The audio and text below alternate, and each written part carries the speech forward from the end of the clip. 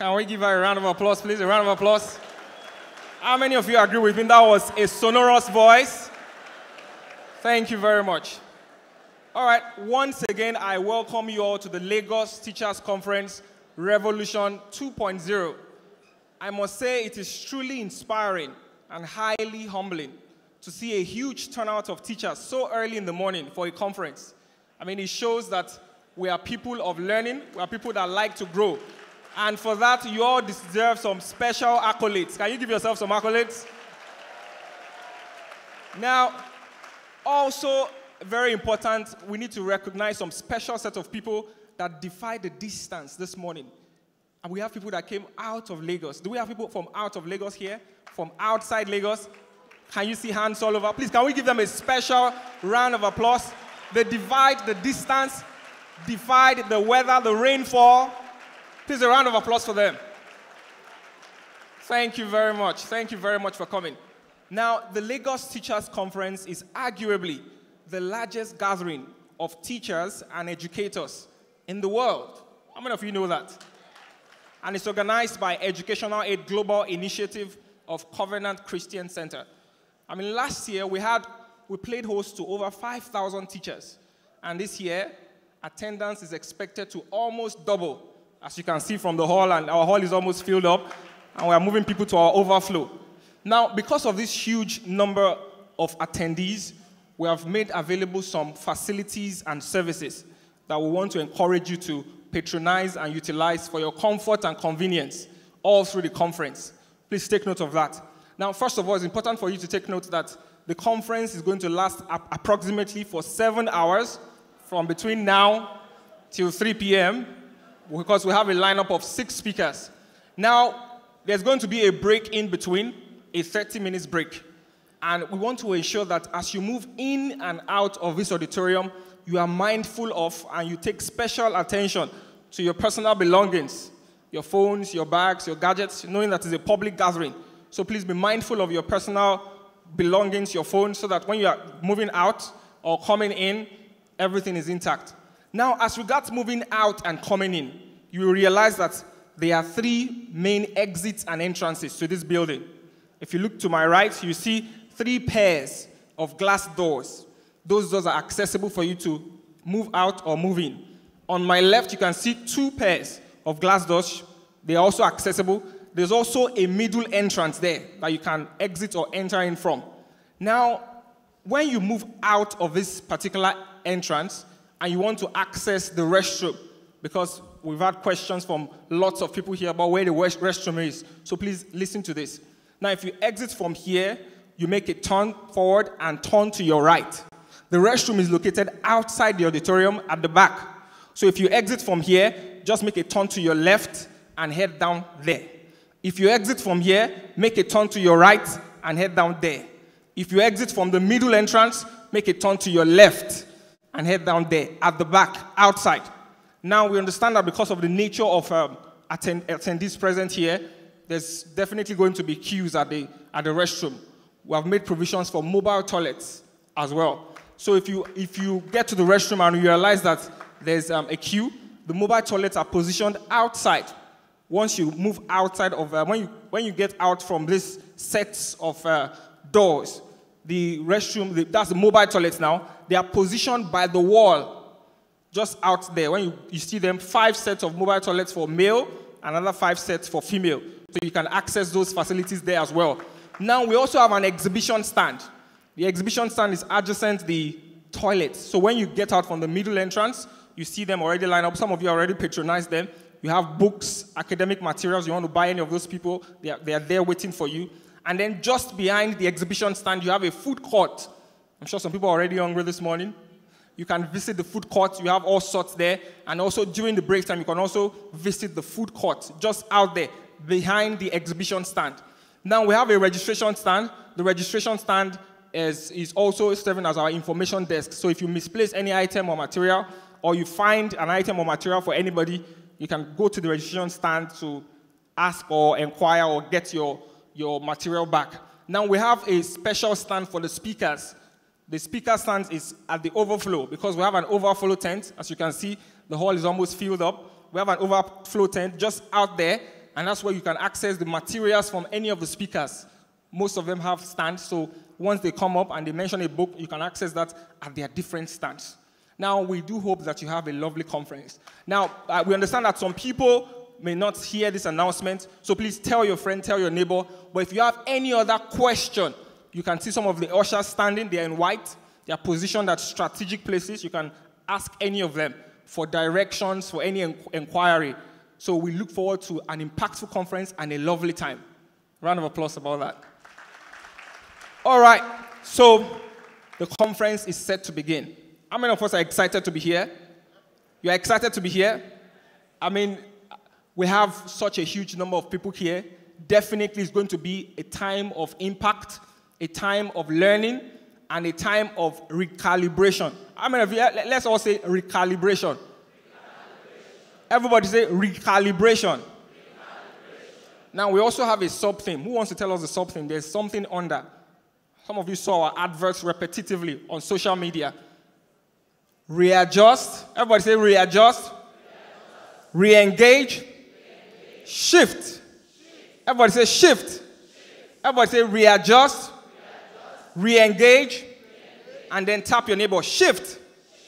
All right, to begin, we'll be calling on the coordinator of Edu-Aid by name, Dr. Olufemi Orawusi, to give us the welcome address.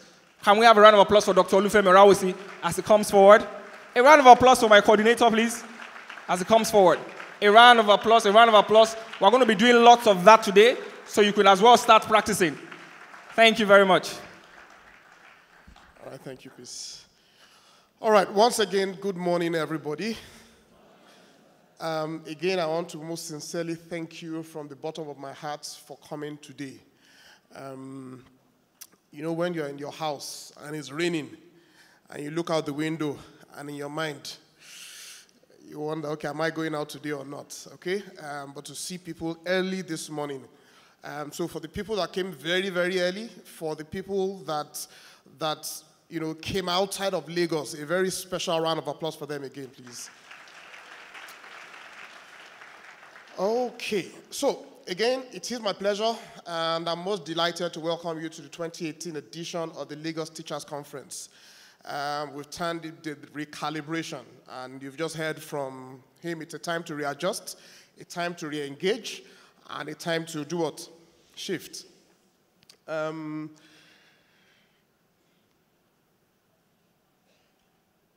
We said this last year, and for those of you who are not, who were not there last year, the reason why we're doing this is because as Edu-Aid, our primary focus and assignment, never mind the fact that we have people from the private sector, you know, the private schools here, but our primary assignment is to the public primary schools. And our assignment, our brief, is to facilitate quality education in the public space, okay? And we've been doing that for about 12 years, you know, or more now. But one thing occurred to us a couple of years ago, that we spend just a little time with these children when we go out. We have about over 400 volunteers that go out to some of the schools that we work in. But they spend in a week not more than 2 hours, maximum, sometimes 1 hour with the children. And so we realized that to make maximum impact, to be able to impact the children optimally, we needed to build the capacity of the teachers. There's no point saying that we're going to the school, we're teaching the children this and that, and the teachers are left out in the cold.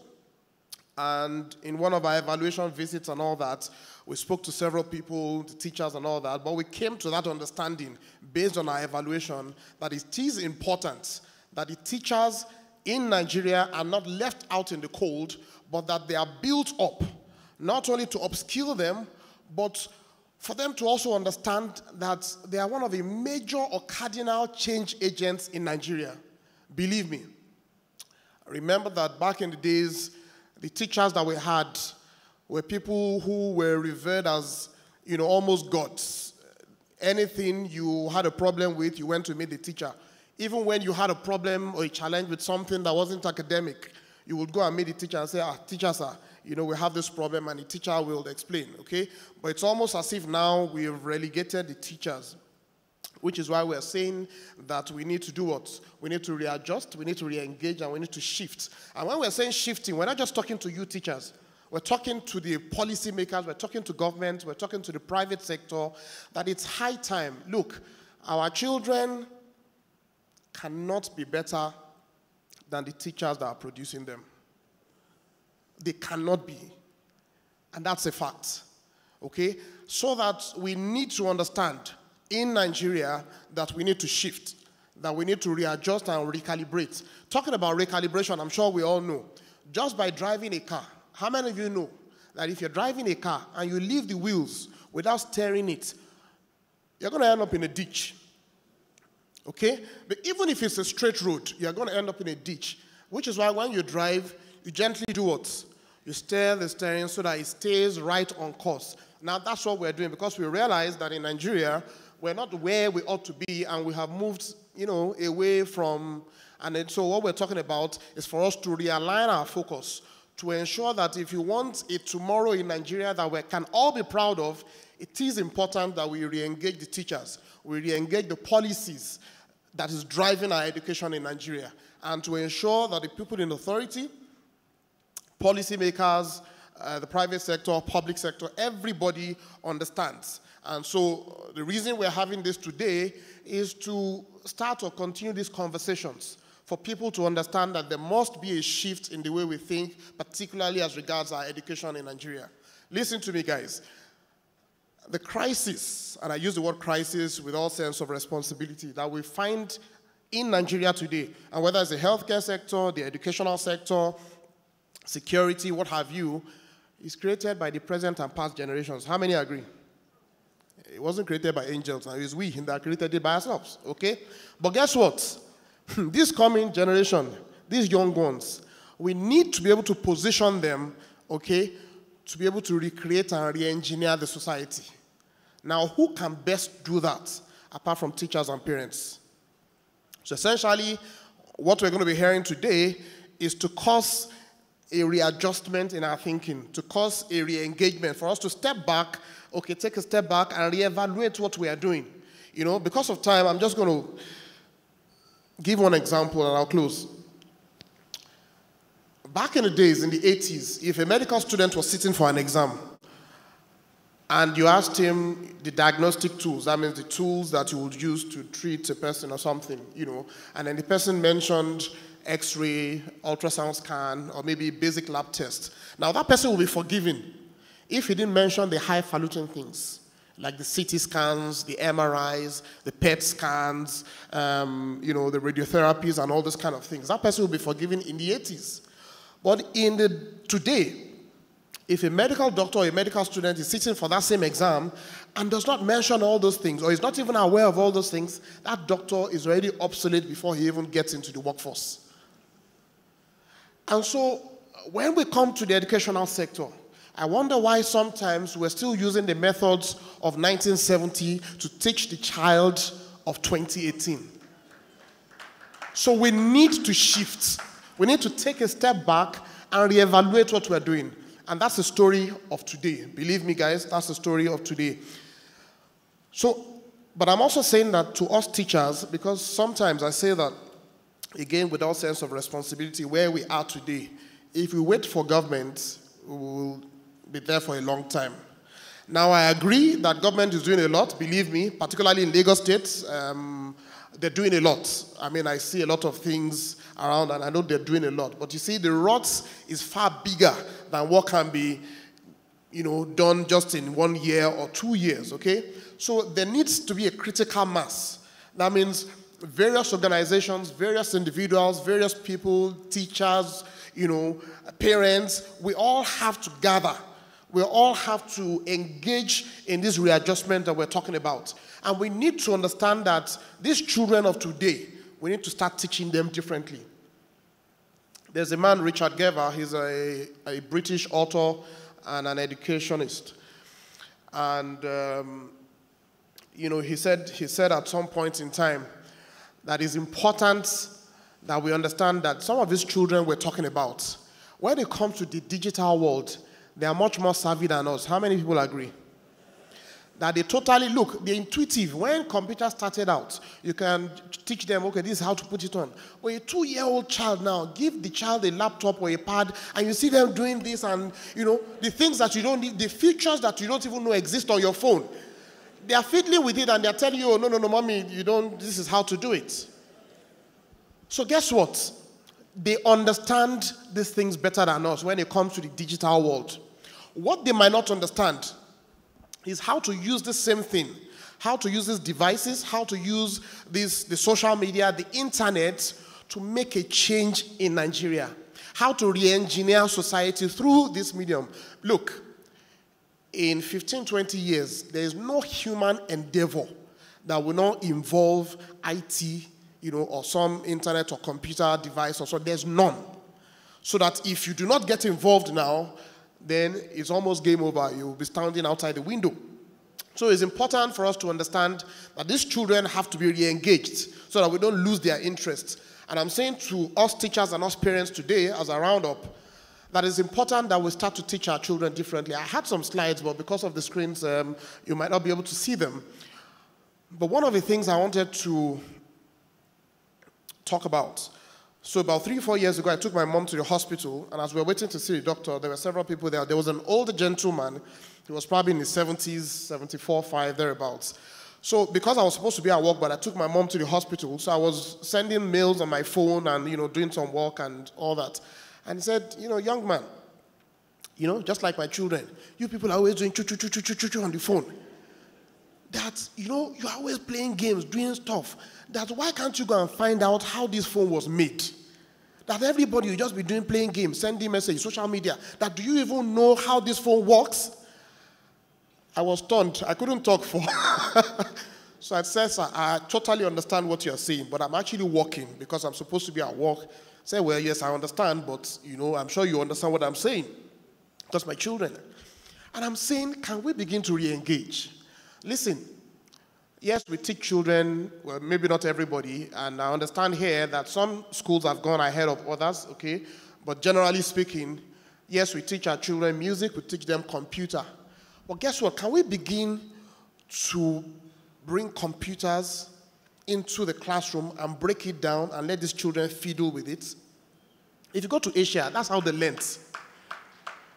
In Asia, they did what you call reverse engineering, which means they take a device, they go and buy it, no problem, bring it. We don't yet know how to do it, but they break it down, and they start looking at, okay, how does this one work? How does this one work? How does this one work? So beyond teaching children computer appreciation, how to put it on, how to put it on, how to do that, we need to progress, because guess what? We need to move from being consumers to being creators. And where do we start but from this level?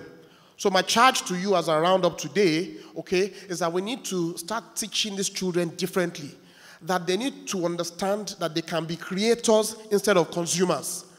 That they need to understand that success is not about the devices and the cars and, the different things they engage in, but that success is about identifying the needs of society, the needs of their fellow people, and even at that young age, proffering a solution that can fit that. Okay? They need to also understand that, success is about engaging your mind at this young age to be able to create things, rather than we grow up and, everybody's just, not everybody, okay, but most people, we're just consumers. This device is how to buy it, this TV is how to buy it. But how many people know how these things are made? How many people, do we create that system for, where they can go to school and come back and tell, mommy, you know what, I know how a TV works now, rather than just sitting down at home and watching, okay? And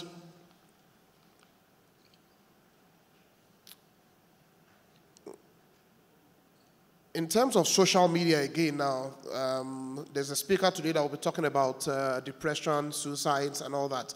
And we know that there's been a spate of that in Nigeria, and even indeed the world over. And really, children aspire to what they see. If they do not have a strong influence around them in their home or in their school, they aspire to what they see. If you put 10 children together now and tell them what do you want to be, you will hear musician, entertainment, fashion. It's because of what they see. So we as teachers, we need to start creating role models for our children to aspire to different things, okay? Time will not permit me to go into all that, but it's important that we start to look at some of these things differently. So, I want to say thank you for coming again. You've heard we have various speakers and they'll be talking about different things. We're going to have a breakout session and we're going to be answering some questions that you have. At some point in time, I'm sure some of our ushers will distribute papers, or if you've got the papers, just write your questions if you have them, and they will collect them, collate them, and then when the panel comes up, we're able to answer some of these questions that you have, okay? So once again, I want to welcome you all to the Lagos Teachers Conference 2018, the Recalibration. Thank you very much. All right. Sorry, can I have that paper? Please?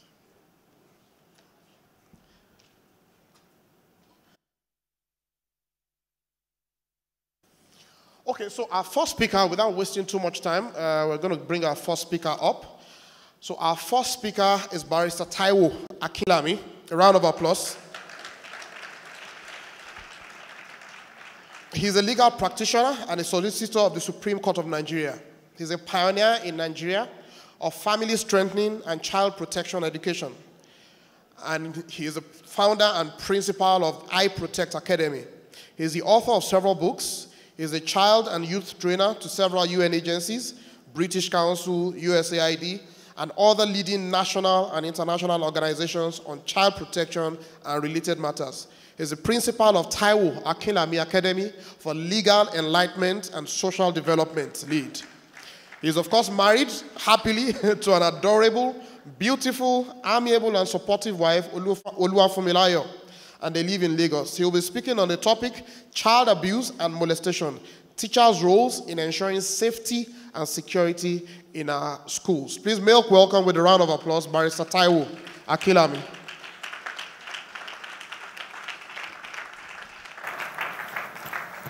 Wow. Thank you, sir. Good morning, ladies and gentlemen. How are we doing today?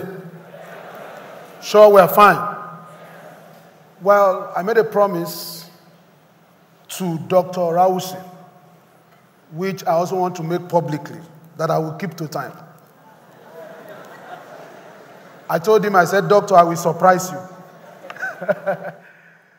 You know, it's more than a pleasure for me to be here. For me, I'm here with a lot of mixed feelings. For me, the crisis of a nation is the crisis of the family and the crisis of the educational sector.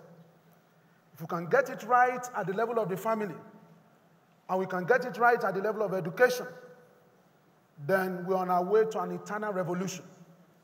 And so if you do not understand that, we beat around the bush.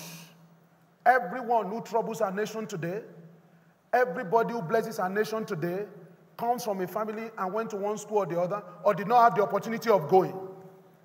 And so when we understand that, we will pay adequate attention to education. First, let me thank the organizers of this program, Edu-Aid, under Covenant Christian Center.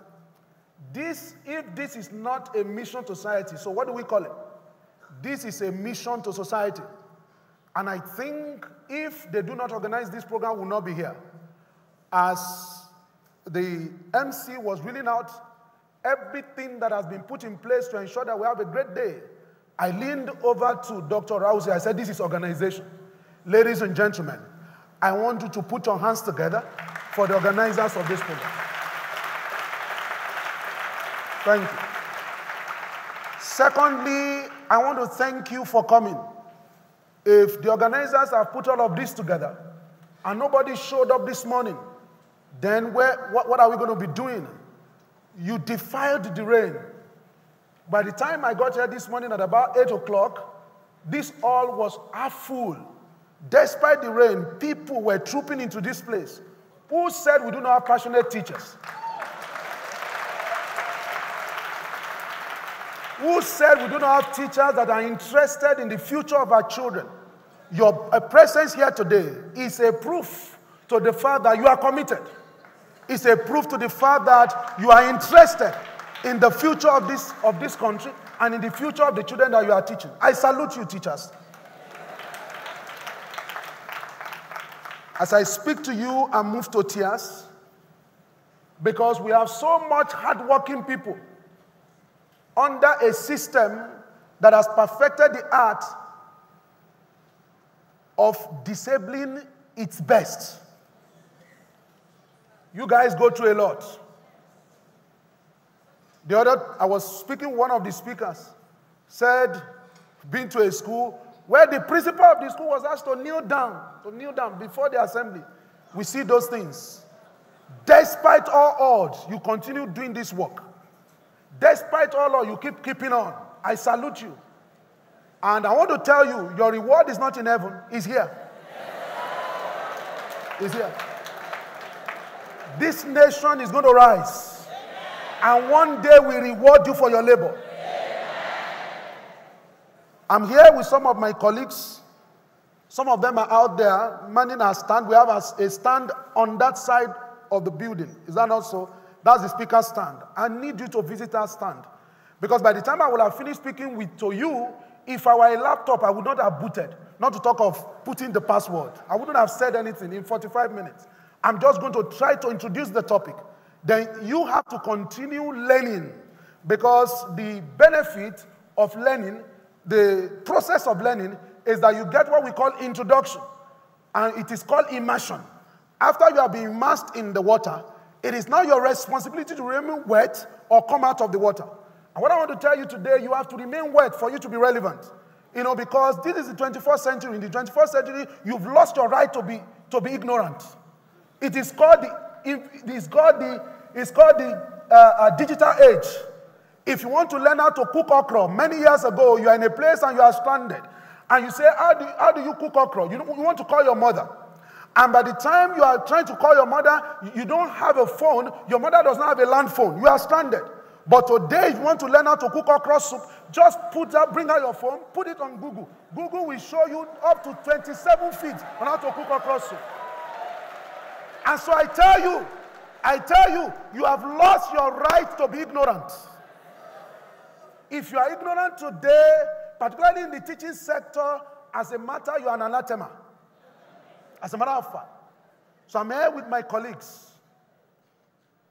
Moses is there trying to record me, because we tried to put some of these things on our Instagram page. Some of my colleagues are outside there, manning our stand. We have 3 of them there. Then I have a colleague in the industry. Safety chick is here. She came with me. Let me put your hands together for her. A young lady doing great work in the area of safety for our children. Great work. She just returned from America, where she went for a fellowship. If that is not an achievement, I don't know what you call that. Recognizing our work and granting her that opportunity to learn more. I've used all my time to greet. Less to think. Less to think. All I'm here to do is to greet. Maybe he doesn't have anything to say. So he's using greeting to while away time. Let me get into why I'm here. It is my second missionary journey here. Last year I was here. I was given 45 minutes to speak. I think I extended it by another 30 minutes. And it was war trying to stop me. But today I've made a commitment that I will finish on time. So I want to talk to you about child protection, child molestation, and all of those things, and the response of teachers. And I've titled this discussion, Securing a Friendly and Protective Environment for the 21st Century Children. Let me quickly say to you, ladies and gentlemen, the 21st century is a very challenging century. And again, it's a century that comes with a lot of opportunities. Now, let me tell you that to protect our children in the 21st century, the game has changed. We are in a century where it's called digital age.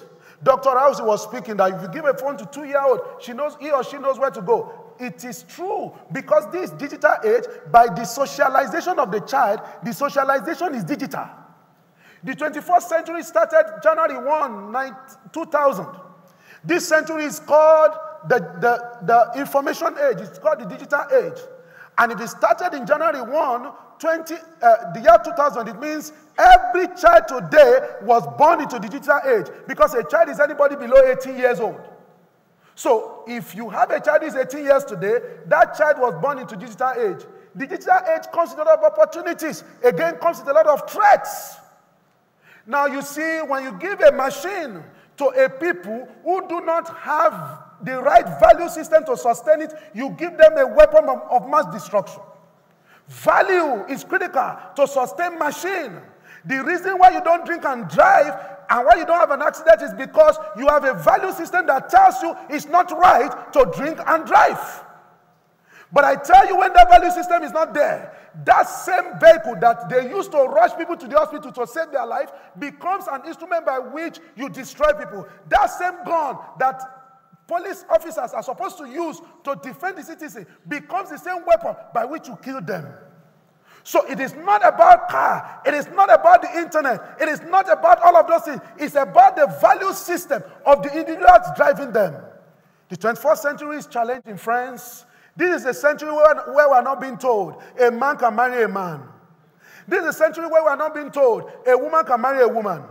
This is a century where we are not being told that there's something called transable. What is transable? You are an able-bodied person, but you decide that you are supposed to be disabled. That's what your mind is telling you. Then you go for an operation, they cut your leg, they cut your hand, then you now say you are a transable person. This is the world where people are now saying that I'm a human being, but I feel that I'm supposed to be a cheetah. I'm supposed to be a lion. I'm supposed to be an animal. And you now begin to go through therapy for the purpose of making you an animal. Then you go and buy the head of a lion. You buy the tail of a lion. You weigh it around. That movement is very strong today.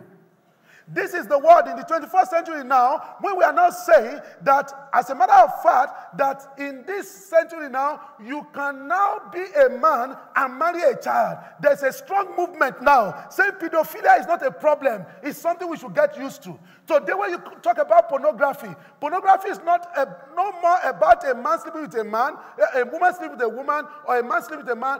Pornography is not about a man sleeping with an animal, a man sleeping with a man, a woman sleeping with a woman.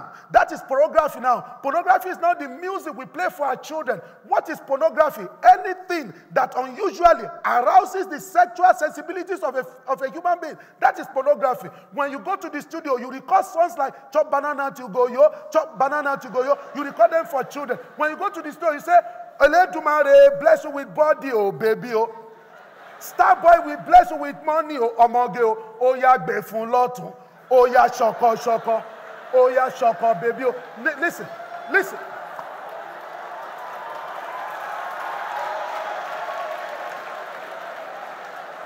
When you play, listen. When you play all of those things for children, you are abusing their sexuality. That is pornography there. Pornography can be in word, pornography can be in pictures, pornography can be in motion, pornography can be in print. Today, our children are facing a lot of that. When you lock up a group of people in a room, you lock them up in a room for 43 days. And what are they doing there? Things that are not supposed to be done in public. And many of you here, you were voting. That show brought in $5 billion naira for those who organized it. That is in the world we are trying to raise children. In a world where children are now committing suicide because of what we call cyberbullying. In a world where children now set up their own accounts, abusing themselves by themselves, and at the end of the day, they abuse themselves by themselves to a point they now commit suicide. That is the world in which we are trying to protect children. It's a difficult time. You know, the unfortunate thing is that our children are in the digital age. The digital age is a fast age. When I was growing up, if I wanted to take photograph, what did I need to do? If I wanted to take passport photograph, I would go to the photographer. When I got to the photographer, if I wanted to go to the embassy, I needed to plan my passport photograph for 3 weeks. When I got there, the guy would take my photograph. After taking my photograph, he would tell me, in these 36 films, you are the first person. Sir, you need to wait until I take everybody. Then after he has taken everybody, he says, come back in 2 weeks' time. Come and check whether I've taken everybody. So you come back in 2 weeks' time, God, business has not moved. Nobody has come. Or should I Google cut it for you and you pay for everybody? He said, no, I don't have such money. Then you continue. Then on the 3rd week, then somebody calls him for a naming ceremony where he was able to use 20 of the films. Then you say, oh, God, come. We can cut 10 now. Then you pay for the remaining 10. Say, okay, no problem. So when you take that, it will ask you, how many do you want? 4 copies. Or guys, should I go cut the negative for you so that you can keep it? In case you need to come back, you won't need to do that. Is that how we used to do it? Then we would do photo album when we were doing wedding, naming ceremony, black and white, all of those things. But today, as the wedding is taking place, it's on Instagram. As the wedding is taking place, it's on Twitter. When you go to the embassy, you forgot to go with your passport photograph, anything. No, there's no need to be afraid. There's no need to fret. You just go somewhere, wait and they get it for you. You do that 15 years ago, 20 years ago, you'll be in soup. You won't be able to. But today, the story is different. We are in a digital age. It's a fast lane. You know what has happened? We, as the people in analog, we and the people in before the digital age, we think in analog. An analog mind is operating a smartphone. Analog mind. That's how you can understand the functions. An analog mind is operating a smartphone. They call it smartphone. It's a smart mind that should operate a smartphone. But an analog mind is operating a smart TV. You can't know it. But that child, by her socialization, is born into the analog. Is born into the digital. So you understand this better.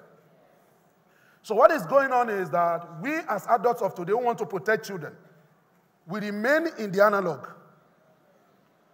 We are calling people in the digital. The people in the digital says, this guy don't understand our language. They don't know what time it is. They don't know what is going on. Instead of you to go and learn from them, you get angry with them. Oh yeah, kneel down. Stand up. So what is happening is that the falcon cannot hear the falconer. Things fall apart and the center cannot hold. Mere anarchy is loosed upon the world. Is the falconer speaking? Yes. Is the falcon hearing? Yes.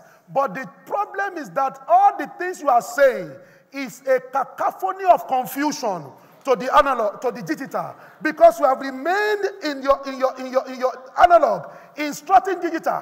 What do you need to do? You just need to humble yourself under the mighty hand of God and shift to the side of the digital. And shift to the mind of the digital and say, digital, I need to learn. I need to understand how this thing works. What do you mean by protection? What do you mean by stalling? What do you mean by catfishing? I'm sure some of you are hearing that word, catfishing, for the first time. You think I'm talking about catfishing farming. No, that's not what it means. Are you following my point? I promise to keep to time. So what I'm talking to you about is securing a friendly and protective environment for the 21st century child. The 21st century child is endangered. The 21st century child is chatting with somebody on the internet who is 47 years old, pot belly, 47. But it photoshops a picture of a 12-year-old, of a 16-year-old, and deceiving this young person and says, do you want to see this person speaking to you? And the child steps out only to meet his or her death. That's the century we are talking about. And some of you are not even on the social media. Pastor W.F. Kumuyi, when the evening was come, and they brought unto him all that were afflicted by the devil, and he let them. It's on Twitter. It's on Twitter.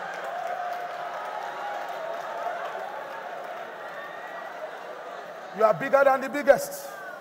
You are greater than the greatest. My daddy, Pastor E.A. Adeboye, is on Twitter. What's your own?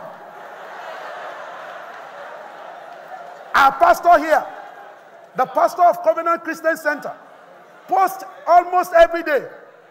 What can I say to you in 60 seconds? I mean, a lot of information there. You remain in your analog age. You are scratching your head. You can't protect Jack, man. You know, nobody cares how much you know until they know how much you care.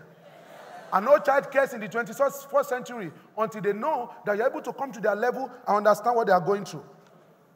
So you see, when it comes to abuse of children, when we talk about abuse of children, let me quickly define for you what that means. I need to rush now.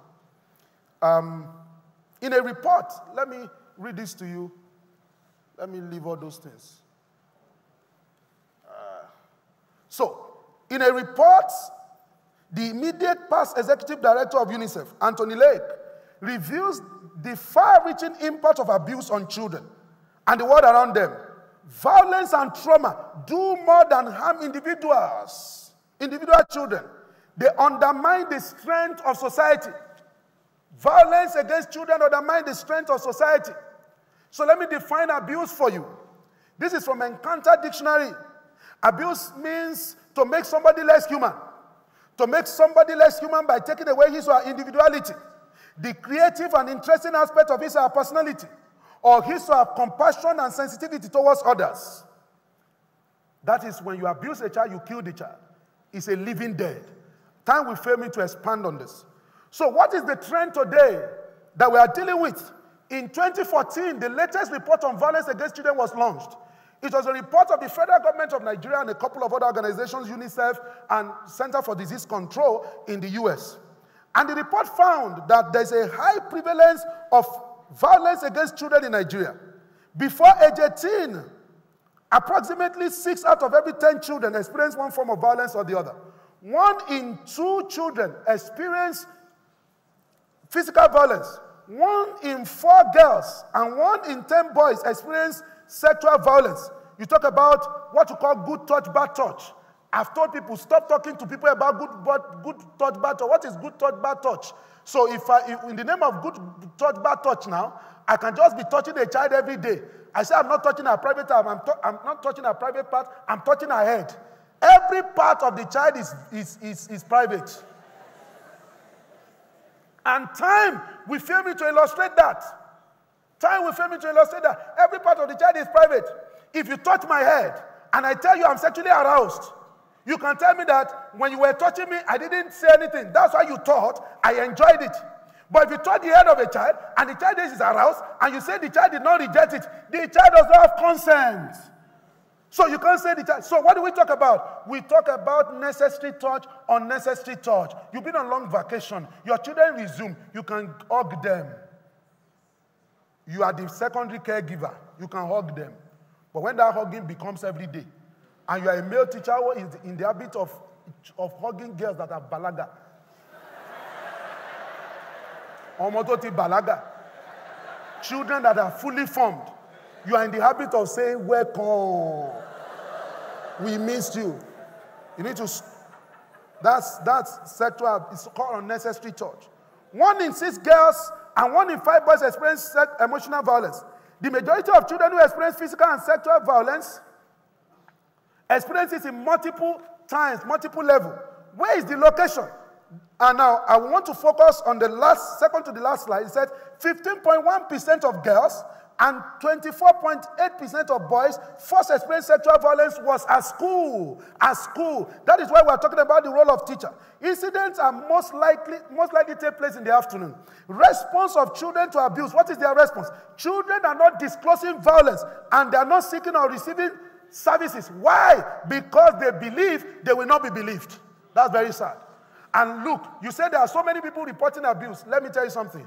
When you look at the percentage of those who are reporting and those who are not reporting, the percentage of those who are not reporting is higher. And I'm telling you, all this I'm showing you, they are not my opinion, they are studies. To address the ugly findings of the survey, a priority, I've been telling you the findings of the survey, right? To address the ugly findings of the survey, the federal government of Nigeria,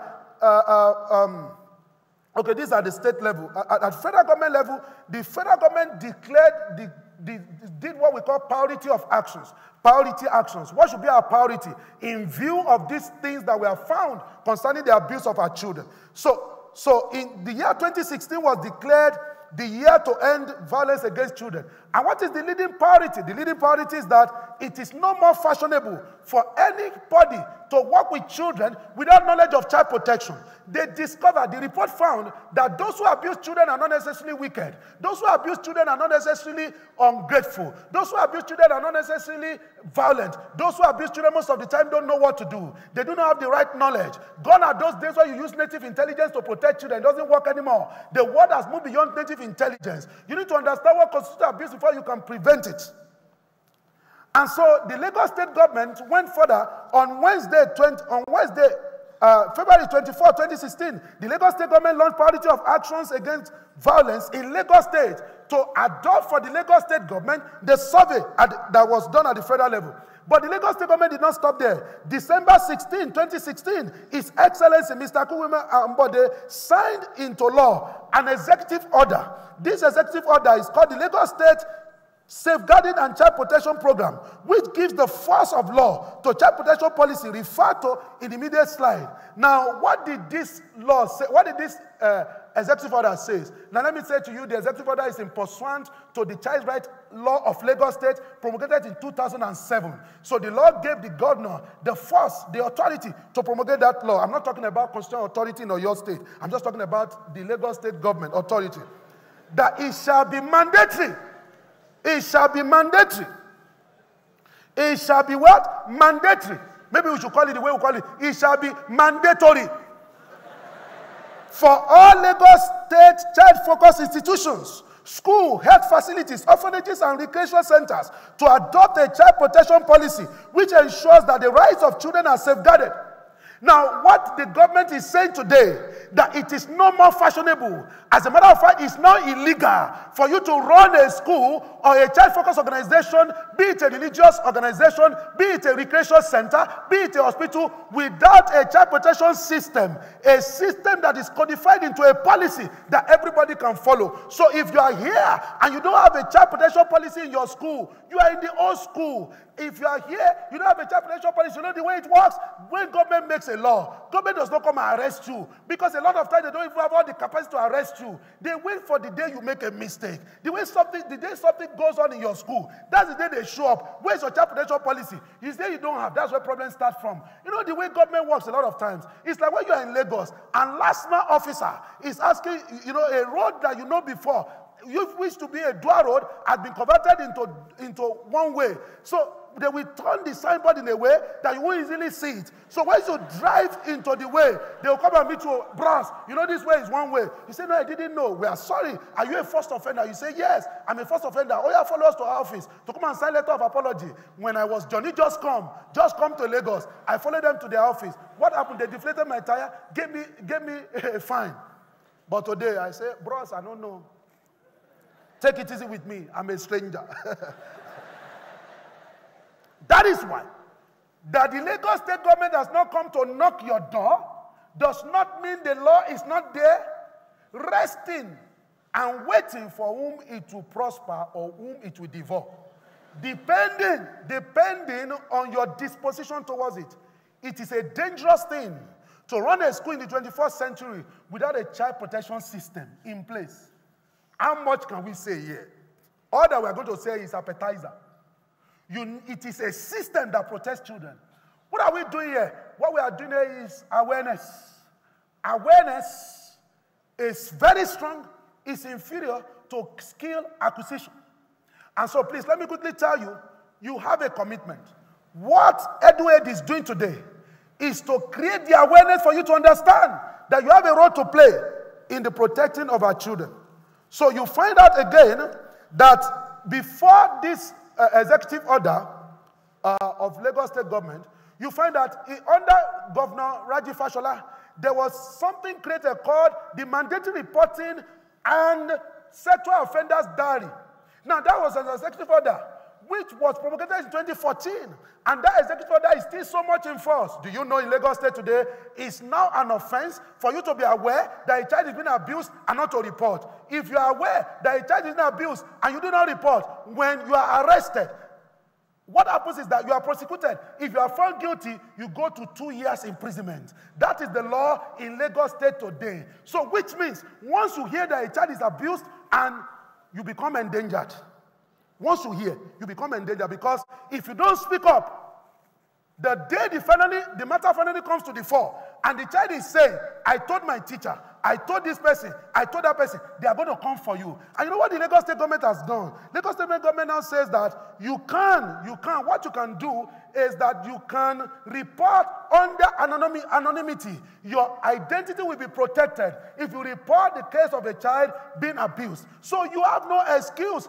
But you see, it's not about reporting. We must be interested in prevention. How do you prevent? You prevent through system. How do you hire your teachers? What kind of teachers do you hire? You see, the other day I went to a school very close to this place, and I got to the school, they put a picture there. There's this man whose photograph appears above. He's a pedophile. He abused a child in so school. But you see, I've been to over 100 schools. After I've seen that poster there, I've not seen in any other school. Maybe that guy is even here. Maybe that guy is even in your school now. You don't know. What check and balances do you do? Because somebody says he's a teacher, does that mean, you see, those who want to abuse children, these days, they've wised up. Because they know, am I going back? Technology. So, let me quickly go to, you see, my time is fast spent. So you need what we call policy. You need what we call processes. You need what we call accountability. That is what policy would do. You don't protect children this day by wishful thinking. If witches were horses, beggars will ride. Your school is resuming now. You pay attention to the school bus. You pay attention to the school uniform. You pay attention to painting the school. But when they ask you about child protection, it's in the hand of God. Leave the bus also in the hand of God. Leave the room in the hand of God. Leave school uniform in the hand of God. Let's leave everything in the hand of God. It's marks of hypocrisy. You make effort on school uniform. You make effort on school bus. You service it. You make effort on the classroom to repaint the school. Give the school a new look. When it comes to child protection does not sell a school. God, Father, help us protect the children. He has already protected the children. He's not asking you to play your part. Father, protect me. Close your eyes and drive from here to that gate. Drive and pray. And let's see what will happen to you. So what is the role of the school, therefore? Let me go to the role of schools. I want to disappoint Dr. Rouse. I want to disappoint him. So, let me quickly discuss this with you.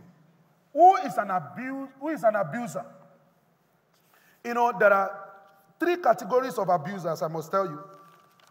The first kind of abuser is the oh, where's my slide? Okay. Now, there are 3 kinds of abuser. Because I'm rushing, I'm trying to process my thought at the same time. Is the deliberate abuser. These guys derive pleasure from abusing children. It's deliberate. He looks for loopholes in the system. The second kind of abuser is the reflexive abuser. Many of us are in that school. Before you know it, you have shouted. Before you know it, you have given the child backhand. Before you know it, you have cursed the child. You've finished doing it, you are sad. But unfortunately, you just find yourself there. The third kind of abuser is the silent operator. He or she is aware that the child is being abused. He or she does nothing. Now, when you talk about how do we demystify the abuser, for example, the abuser, when it's a predator, for example, trying to prey on a child, the abuser does 4 things. Number 1, the abuser profiles the child. When the abuser comes to school, look at that child who appears to be a recluse. Look at that child who does not talk. Look at that child who can be stepped on and does nothing. That is why we need to build confidence of children. We need to teach our children how to introduce themselves, how to interact. Today, the world is not looking for hard skills anymore. The world is looking for soft skill, interpersonal skill, anger management, teamwork. Those are the things the world is looking for. So if you are very good in math and you lack interpersonal skill, you are going to run into trouble. Skybank just did a recruitment. 20,000 people applied. They reduced them to 2,000 people. Out of the 2,000, they interviewed another 200. Out of the 200, they hired 120. Out of the 120, another 6 weeks, they are going to release another 20. On what basis are they going to release the 20? Interpersonal skill. These 120 are good enough. These 120 have what it takes to work with us, but want to look at their interpersonal skill. So you have to raise children to be bold, to be able to speak up. The abuser profiles. The second thing the abuser does is that the abuser, after profiling, begins to groom. That's when an abuser begins to call a child, my wife, my husband, all of those things. That is grooming in your your ignorance, you call it, he's playing with the child. You know, a teacher was telling a child, he said, let's kiss and bury the ashes. And the child, 8-year-old, went to tell the mother, Mommy, my teacher said he was going to sleep with me. My teacher said he was going to kiss me. Then when they called the teacher, why would you say that? Don't you know you should not say that to a child? He said, Ma, don't you understand? It's an idiomatic expression. The mother said, you need to be an idiot for you to use that kind of idiomatic expression. For a child, it's called grooming. It's called grooming. Then after the abuser has groomed, the abuser now attacks the child. What does grooming do? Grooming gets the child comfortable with the abuser and abuse. And after the abuser has attacked, the abuser begins to manipulate. Manipulation is in two forms. The first kind of manipulation is to threaten the child. If you talk, you will die. Your mother will die. Your father will die. The second kind of manipulation is to begin to encourage the child. Don't worry. You know, I love you. So we now have what we call Stockholm Syndrome, where an abused person falls in love with the abuser and does not want the abuser to be arrested. It is the work of grooming. Are you getting what I'm saying? So you have to be on the lookout for all of those things. Then when a child is abused, any form of abuse, there are 3 offenders. In this country, we deal with one. By virtue of the fact that I'm a lawyer, I have that advantage. Number 1, there's what we call assessing before the fact. That is the person that provides the opportunity for the child to be abused. Every child, anybody below 18, is under the care of a caregiver. You are either a primary caregiver, you are called a secondary caregiver, or a secondary caregiver. When a child is dropped in your school, from that moment, you become the right order. The child, you become the duty bearer. You become the duty bearer. The child becomes the right order. You have a responsibility to protect that child. Anything happens to that child. So when a teacher abuses that child, the teacher is the actual offender. You are the accessory before the fact, because you are the one who do not have a child protection policy, because you are the one who do not train your teachers on child protection and all of that. You prepare the ground for the abuser to abuse the child. But today, who do we deal with? We deal with that person who abuses the child, who is just taking an advantage of the situation created that the person is supposed to protect the child. Where were you when your 6-year-old girl was raped? Where were you? What were you doing? The story was in town of a man who came from a company to come and service generate, come and service AC. The news was that the man ended up sexually molesting the owner, the girl of the owner of the house. And the social media was agog. And I was asking the question, where were you when a stranger came into your home and ended up abusing your child? Where were you? Are you supposed to leave your child alone with a stranger? And today, stranger, see, the definition of stranger has changed. People who try to talk to your child. So when you want to talk about stranger today, you are talking about somebody walking. You see analog? Walking on the road. When somebody gives you a gift. Strangers have moved away from there. Strangers are on the digital, are on the internet. Strangers are everywhere. They are on the internet talking to your children, stalking your children. And you are still talking about, which one are you talking about? Somebody is walking on the road. All of that. In your curriculum, and the definition of stranger, you don't go to digital. You don't go to digital. Who is a stranger? Anybody you cannot vouch for. That's a stranger. They are on the internet. They are here now.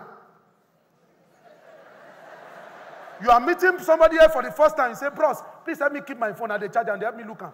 You think, hey, wait. Most of us here are teachers. But some of us here are here to benefit ourselves beyond the conference. From, some people, they have light fingers. The finger just move without their consent.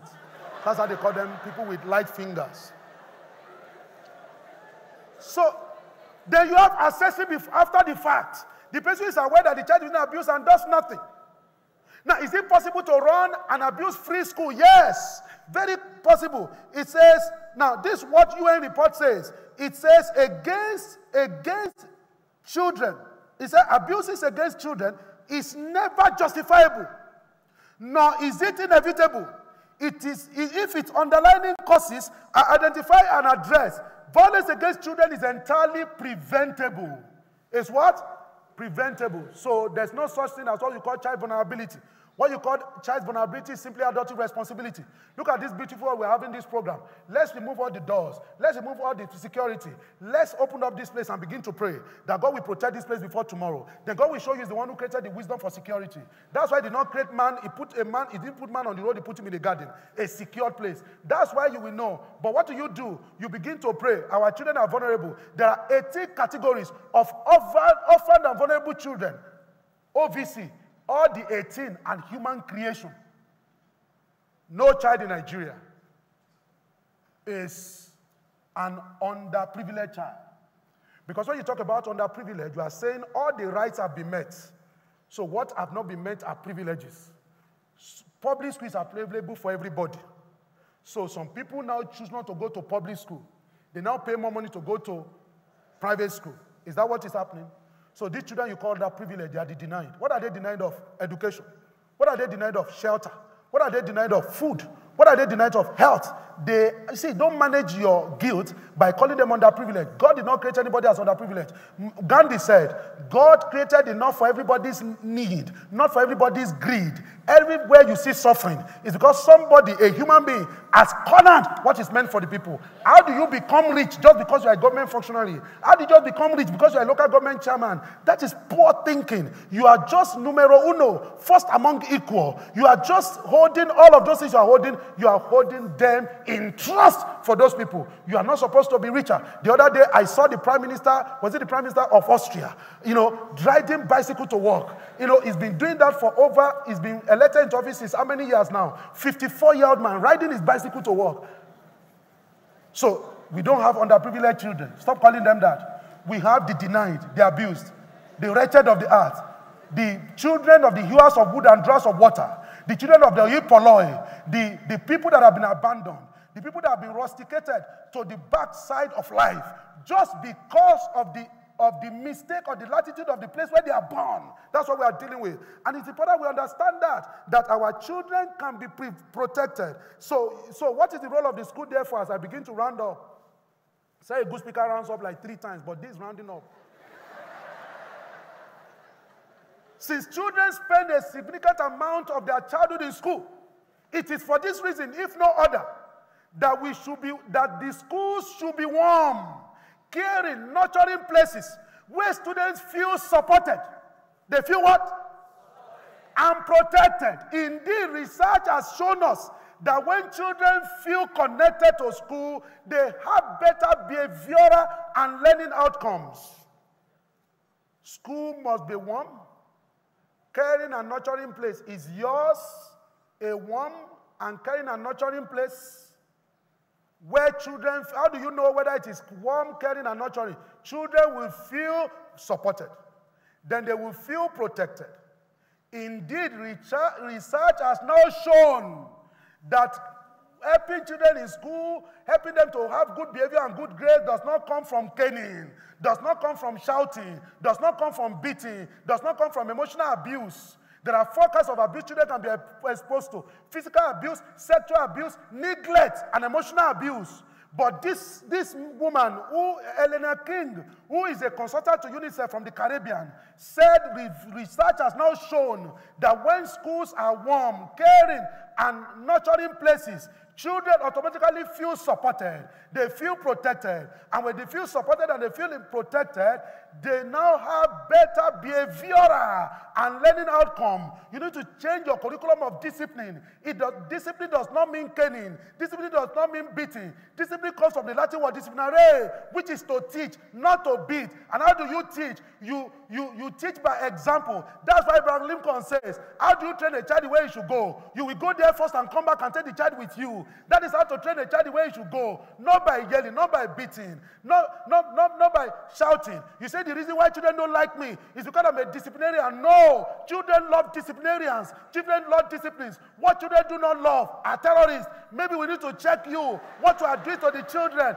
You are terrorizing them. They come to the school in the morning. They do available before they enter, before they come to your presence. They are afraid. They hear your voice alone. They are afraid. When I was in school, my name was written every day. Noisemaker, noisemaker. When was I talking? When the teachers were not around. That was when I was talking. And what was I supposed to do? When teachers were not around, I was supposed to interact with my mate. That became a noisemaker. Today, this gift that I'm using now, that I'm using here, was about to be killed in the name of being a noisemaker. And note, they didn't stop there. They didn't stop there. I want to disappoint Dr. Housey. They didn't stop there. They didn't stop there. They said I was not a disturber. They brought me to the assembly every day. They came me without knowing. By my nature, I'm built to speak. I'm created to make a difference. Look at what I'm doing. But that gift was going to be killed in school. And we had one boy they called class captain. We hated him.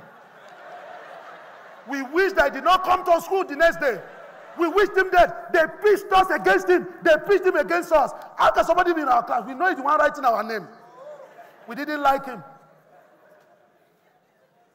So let me show you this case study. This guy, we need to show these things. Very important. This case study. Look at this guy. This is from a paper presented by a lady from the British Council. This guy taught in many parts of the world. Look at where he has taught. Look at where the guy taught. Look at all these places where the guy taught. Massive places. This guy is in different schools. American. He's taught all over the world. Now look at this guy. 64-year-old American teacher who has been jailed for child abuse in 1969 in California, USA. This was not dictated by any of his employers. Molested up to 60 boys as young as 10 at South Bank International. Now, let's look at this school. The pedigree of this school. This thing is the one keeping my time now. This thing does not want me to. This thing does not want me to disappoint. What's going on? Where are we? What's?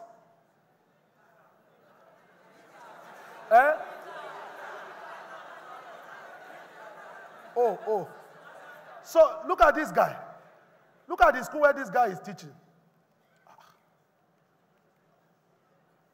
This school is located in Kensington.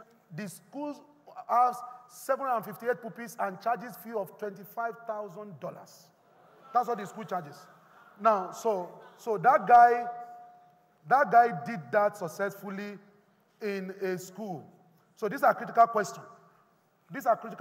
Could there be any value for a silent abuser or any kind in your school today? What gives you the absolute confidence to answer this question in the affirmative?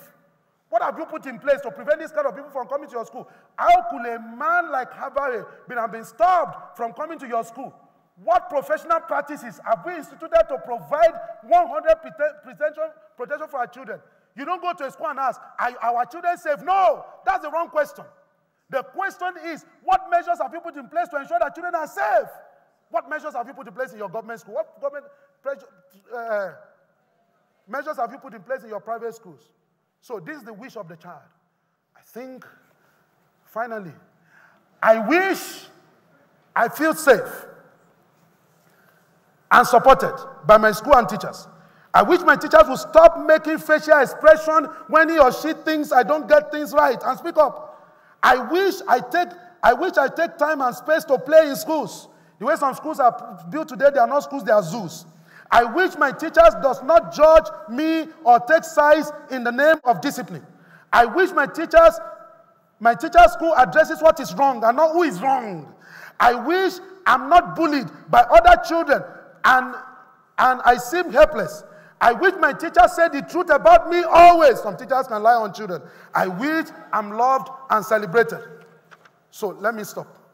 So don't make it your ambition to change the world. You see, listen, there's so many things I can tell you, but I need to go. Don't make it your ambition to change the world. The world is a massive place. Massive 7 billion people. Where do you start from? Focus on your continent. Don't even make it your ambition to change your continent. Africa. When there's age limit in civil service, but there's no age limit in Aso Rock. Where do you start from? Where do you start from? Focus on your country. Don't even make it your ambition to change your country. 250,000 dialects. Where do you start from? Then focus on your state. Lagos State, where do I start from? Then focus on your local government. Local government, where do you start from? Focus on your ward. My ward, where do I start from? Focus on your street. My street, where do I start from? Focus on your building. My building, where do I start from? Focus on your room. My room, where do I start from? Focus on your bed. Your bed, where do you start from? Focus on your best place. Your best place, where do you start from? Focus on yourself. When you change, your best place will change. When your best place changes, listen, let me finish. Let me finish. My time is up. When you change, your best place will change. When your best place changes, your bed will change. When your bed changes, your room will change. When your room changes, your building will change. When your building changes, your street will change. When your street changes, your local government will change. When local government changes, your state will change. When your state changes, your country will change. When your country changes, your continent will change. When your continent changes, your world will change. That means you are the change the world has been waiting for. And all I need you to do today is to rise on your feet and make this commitment with me that as the school resumes, now I want you to say that quickly, as the school resumes, to honor God and honor all the investment that has gone into this program, I'm making a commitment.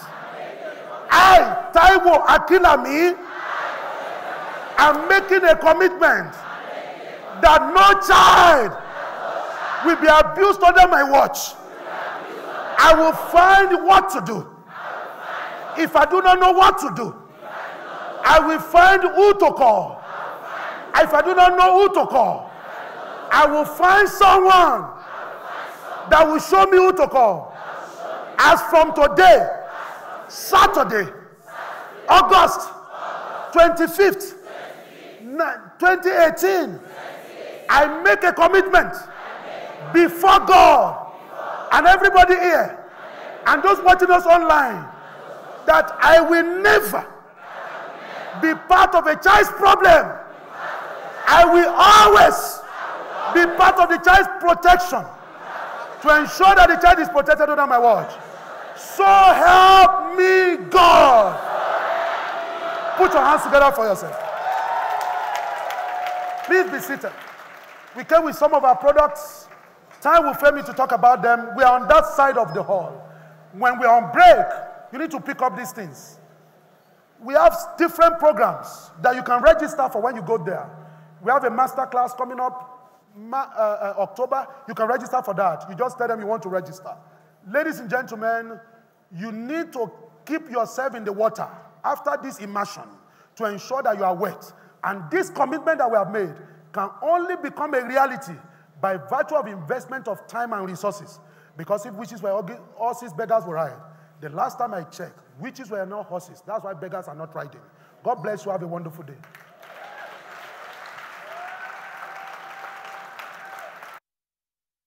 Can we keep the claps going? Can we keep the claps going?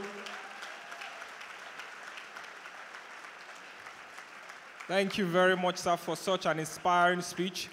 Now, quickly, we know we're all teachers here, right? How many teachers do we have here in the hall? I'm sure majority of us are teachers. Now, you know in your classroom, whenever you do anything, at the end of a class, you do an evaluation. You ask questions, right? And we're going to be doing lots of that because this hall, even though it's just a hall, is a classroom, actually. And even though you are teachers, you are actually students today, and we are learning, okay? So let's just do a quick revision. First of all, the barrister he mentioned a particular quote when he started. He said, "You have lost all your right to be ignorant." So can you say that to yourself? I have lost all my right to be ignorant. With all the technology we have out there, you have no reason to be ignorant. Then he mentioned 3 types of abusers. We have number 1, the deliberate abuser. Number 2, the reflexive abuser. Number 3, the silent operator. Then he says 4 things an abuser does. Number 1, he profiles the child. Number 2, he grooms the child. Number 3, attacks. And the last one, manipulates the child. Now, we're going to do a special kind of clap for the barrister. I mean, some years ago, some students of some public primary schools taught me a special clap called the Atama clap. Now, I used that clap so much that they eventually named me Uncle Atama. Now, today we're going to practice that particular clap to honor barrister and also for you to know that particular clap because I'm sure children like to be entertained. And clapping within the classroom is a form of entertainment. So if you don't know the Atama clap, please learn today so you can utilize it in your classroom. Now, the Atama clap is in 3 rounds. The first one is Atama, which is 1. So if I say Atama, you go 1. Atama, Atama, Atama. Now, the other one is called Abaku. Listen to the clap. Listen, listen. Abaku goes like this. Listen, hold on. Some people don't know it. Let me show you. Abaku goes this way. Can we try that? Abaku, Abaku, Atama, Atama, Abaku. All right, the third one is Laborina. Now, let's listen to how it goes. Listen to how it goes. It goes this way.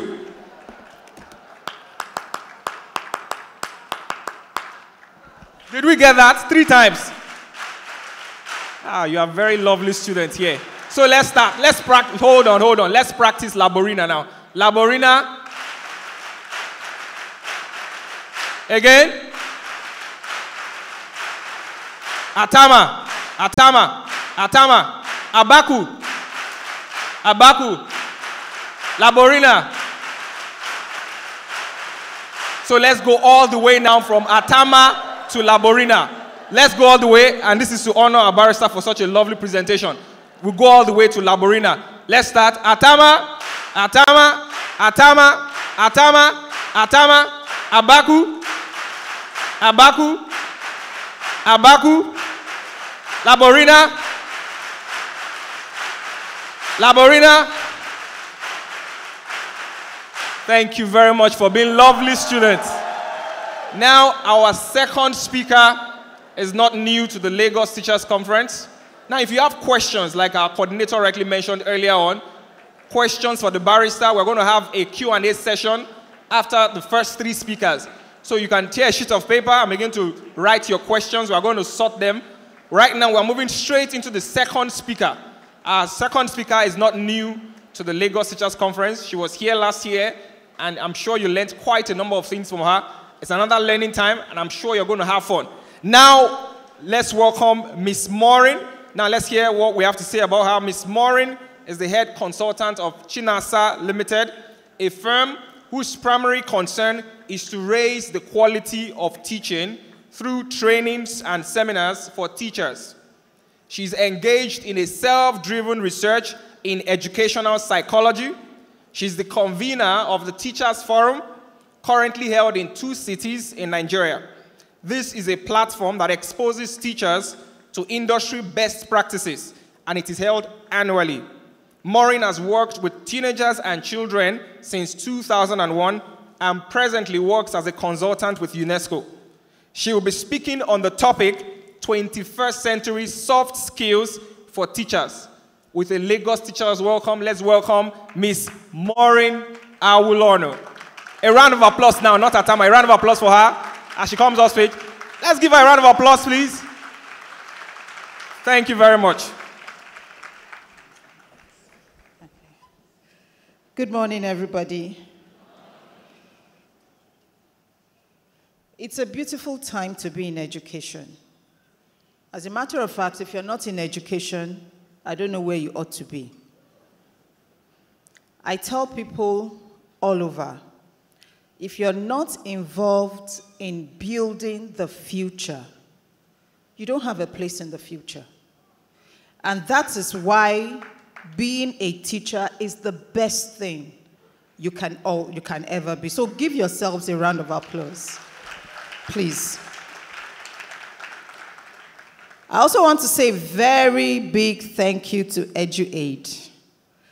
You know, the first time we had a teacher's training, we were just about 32. Just 32 teachers in a classroom. And the power of vision has brought us here today. Let's give them a round of applause. So today we're going to be talking 21st century skills. Why are we talking about 21st century skills? You heard the barrister when he was talking. He mentioned soft skills. Now, a lot of us have gone to conferences, seminars, where we talk about the 21st century teacher. Yes? Can I see witnesses here? And you ask yourself sometimes, what is this 21st century? I don't know, have you asked yourself? Because me, I asked myself. And I went to Google. And I found out that it takes 100 years to make a century. And we're only 18, this is the 18th year of the 21st century, right? And I also discovered that a particular country sent a satellite, sent it into space in the 19th century. Listen, they're expecting it back when? In the 22nd century. When I sat down, I looked at it, that means that the people that will receive it back, their parents have not been born. We're not talking about them being born. Their parents have not been born. Meaning that the future belongs to those who have thought of it. You're here, a child is coming into your classroom, primary 1, September. That child will be ripe for labor market in what year? 2036, 2038? Thereabout, yeah? Do you know what it means? It means that you're teaching in 2018 with the mind of 2038. That's where education, and that's where we have all lost it. Those of us that grew up in this side of the world. We missed it.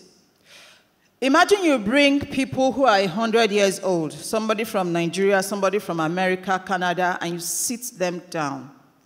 The difference would be the information that they've had, the information that they have utilized over time. Why am I saying all these things? Our topic is what? God bless you.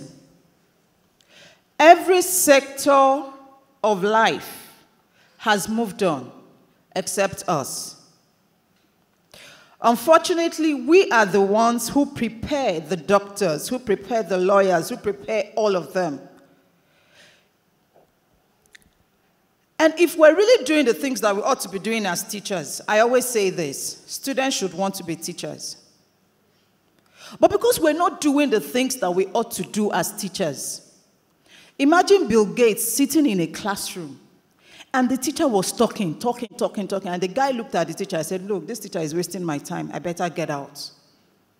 It means that the teacher did not realize what he was saying.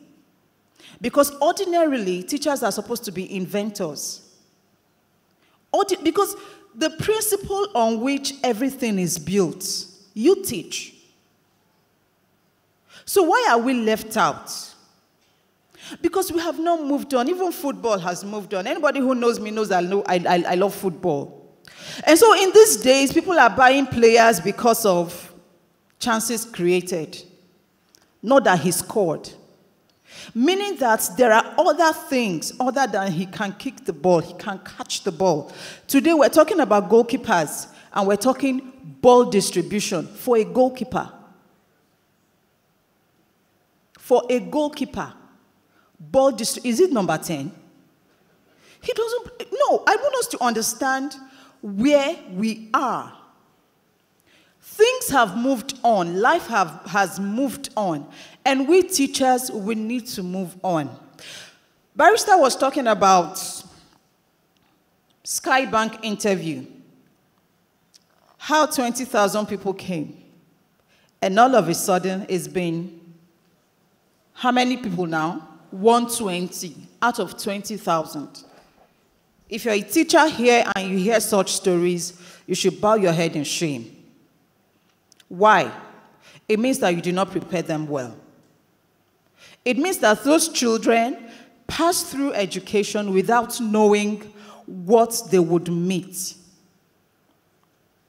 It's no longer about physics. We've been doing physics, chemistry, maths since. We've been doing it a long time ago. How many of you did Fikemba? I did Fikemba. Hey. So it's the physics, chemistry, maths. We've been doing it a long time ago. There's so much more to life now than just the hard skills. What are these hard skills? Carpenter. Before you will invite a carpenter to your house, before he comes, you've bought alabukun. Because once he starts hitting, bang, bang, bang, you need to take alabukun. But now when they come, how do they come? They come with a drill. So, even the carpenter or carpentry that was hard skill has also known that there are some other things. Thank you. How about us, teachers? So what are these soft skills?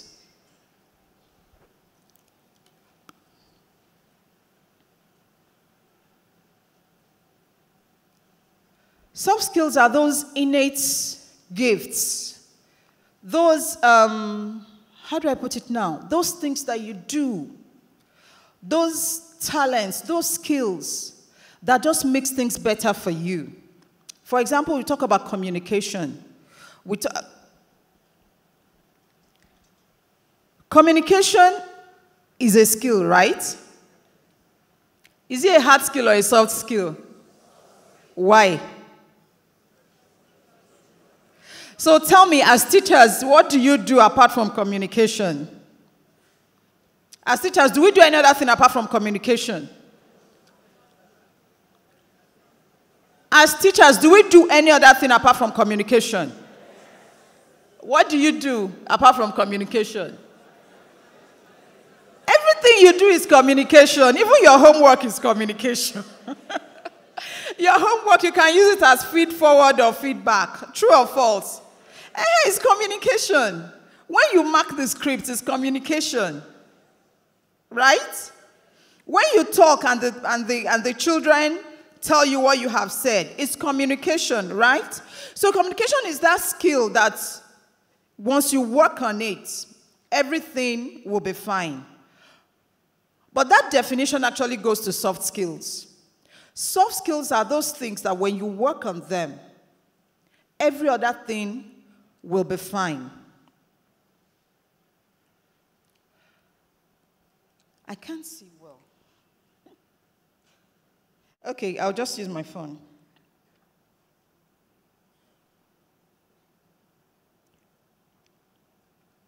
So let's start. What are these soft skills? Innate abilities. Things that are not visibly seen. For example, Barrister was talking. And as he spoke, everybody heard him, right? Now, how do we know if you have listened well?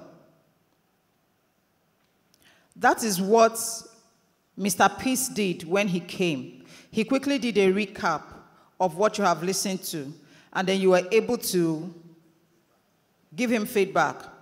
Okay, so if I now say to you, what is the topic I treated here last year, LTC? Can somebody give me the answer? If you were here last year, one person, somebody is talking, who?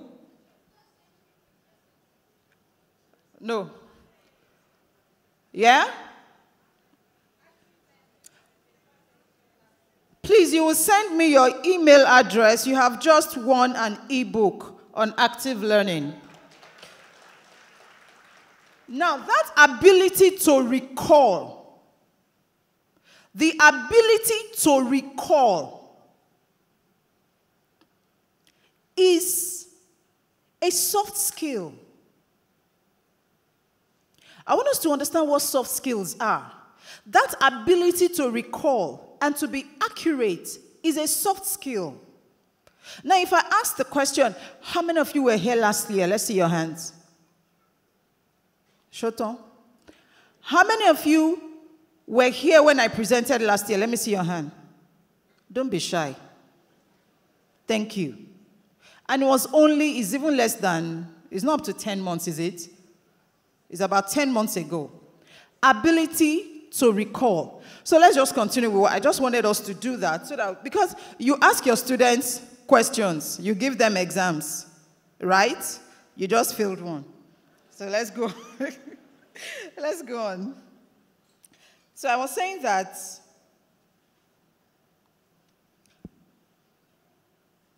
soft skills are innate abilities possessed by an individual in such a way that he stands at an advantage. These are transferable skills or professional skills specific to not specific to a vocation. In other words, as I am talking now, I can talk. I'm a teacher. He is a barrister. Communication is key for him. He has honed the gift, the talent of speaking, okay? The same way a doctor will hone his ability to talk. So it's not about, if I get this soft skill, am I going to use it only in this vocation? That's not what we're talking about. It is a skill that you will use every day in different vocation that you find yourself.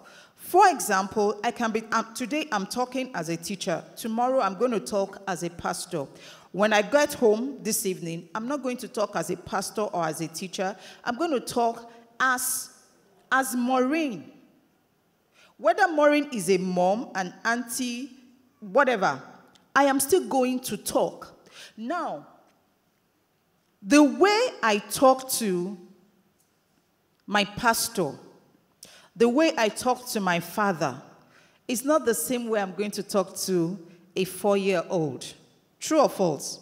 So you find out that you need to learn it, and then it goes from one vocation to another. Note that I keep saying vocation. I'm not saying profession now. Vocation, because actually we live our lives in segments of, vocational segments every day. Some of us are here as teachers. When you go home, you're going to go as a doctor, as a mother, and then from there on. So we live our lives in sections of vocations. This means that these skills naturally become a part of you and not limited to specific job types. But I'd like to talk about the ones that are limited to, well, not limited to us, the ones that we as teachers, we need a lot, and that is communication. A lot of us do not understand that. Like, I just asked a question, is communication all that we do? Some people said no. But as teachers, all you do is to communicate. You're communicating with children. When you mark the scripts, when you give them homework, when you give them classwork, whatever you do is a means of communication. You're talking to the children are talking back to you, you understand them, they understand you, they improve on instructions that you have given. Why? Communication. Let's move on. Why do we need soft skills? You heard the barrister was talking about interpersonal skills, decision making, to communicate effectively, and all of that. Years ago, if you were pregnant, as a young girl, all of us learned how to roll. How many of us remember how to do napkin? How to roll napkin? Do you remember that? Do you remember it? Now, if you've had a child in the last 10 years, did you use napkin? Why? Why? Diapers. So the skill that you acquired then, what happened to it? It's what? No, we have to go to the market today to go and buy napkin and present it to people who are expecting. Would they take it from you? Why? That skill, I want to say something. Soft skills are transferable, yes?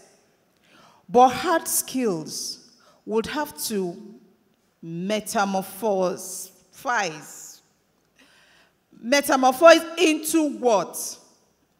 The soft skills. How many of us did typing? Did you do typing? How many of us now use the laptop? Do you still type? Do you type? Somebody is saying no. Even when you're using... Okay, wait. Do you see ASDF? No problems. If you see ASDF, no problem. You're still typing. Now, why did I bring it up? I brought it up to let you know that sometimes we start with hard skills, but then we graduate into soft skills. Those people who have remained with the hard skills are those who are out of jobs now. Actually, today, you are being categorized as a citizen. Yes, you are a citizen of Nigeria, but that's not how the world sees you. The world sees you, there are only 3 citizens now. We have the digital citizens. We have the migrant citizens. People like me and some of us here, we are migrants. We did not grow, we were not born into that age. But we crossed over into that age. Do you understand? Yes. Now, the problem we're having is more of the migrants. Because we believe that as it was in the beginning, so shall it be now and even in the world to come. And that's why I was just listening to Barrister. A lot of things that we do now, you know, you dress up, you wear watches. Have you seen young children? Do they wear watches? Why? One device does it all. Why do I have to spend money buying a watch when I have a phone? My phone will take my picture, it will tell me time, I communicate and all that. My phone is enough. So when a child is leaving the house, he takes his phone and you're wondering, why are you taking your phone? He will transfer money with his phone. He doesn't even need your ATM card. I've seen a little boy, he's just about 17. No, he's older than 17. What? He's old. He's old. Deceive yourself. He's not old. He's old.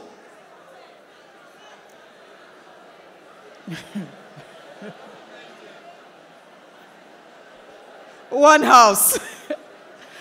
See, we're running time. You know we've not started. Time. Listen, a boy who is 17 is a boy. Thank you. He's actually a child. He's under 18. He is a boy. He is not old. Even at 21. Please. Please. You know, but this boy, he works with me. He's older than 17. He works with me. How did I get to know him? I moved to Abuja. I needed to create a team. So I called a friend of mine and I said, please, I need a team here in Abuja. I don't want to bring people from Lagos. Let Lagos do Lagos work. I let those of us in Abuja do. And so they introduced this young man to me. And when he comes to work, he only comes with his phone. Only phone. There is nothing I have ever asked him to do.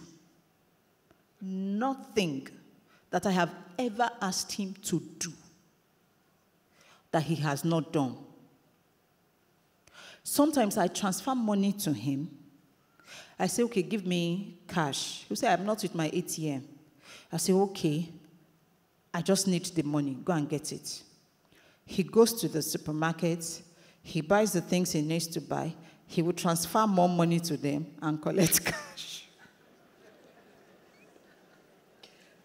I'm not joking.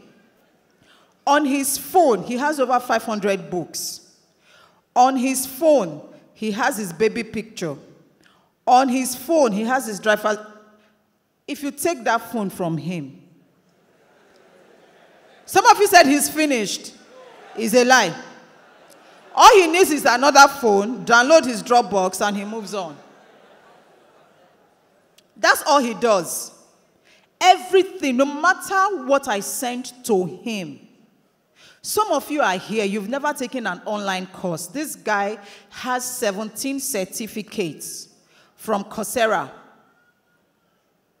And I'm not joking. He works, when I met him, the person that introduced him to me works in the health sector.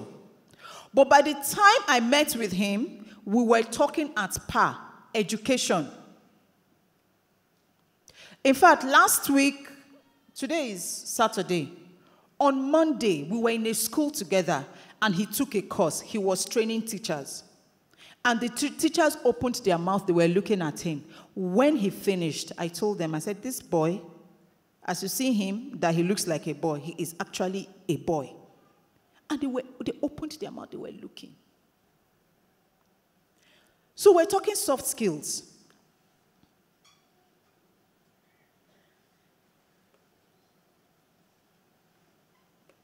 Sorry, I really can't see from here. I'm not with my glasses. So I'm going to have to use this. So what are the benefits? To take appropriate decisions. To communicate effectively.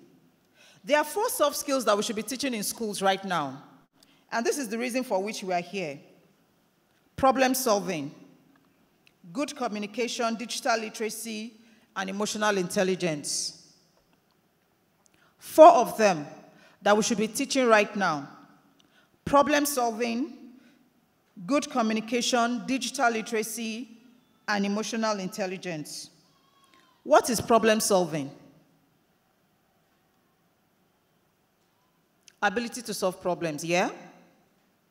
That's problem solving, but it goes beyond that. Way beyond that. So far beyond that. Ability to look at a problem, to recognize that it is a problem, to study the problem, and to prefer solution. That is problem solving. Now, the solution you prefer has to work. Before we know that, indeed, you have solved a problem. Do we have it as a problem in Nigeria? Problem-solving skills. Is it a problem in Nigeria? It is a problem. It's a major problem. And then we who are, I tell people, if every sector complains about Nigeria, teachers should not complain. Why? Because the senators are your products. The presidents, they are your products. Those in House of Rep, did they not go to primary school? Did they not go to secondary school? So why are you complaining? See, no nation rises above the knowledge of the teachers. So if all we have are corrupt leaders, it means that we have corrupt teachers. When was the last time a child repeated a class in your school? When was the last time a child repeated a class in your school? When was the last time a child came to your school and you demanded the transfer certificate from another school? When was the last time? Because you are the problem of Nigeria. See, I am also a teacher.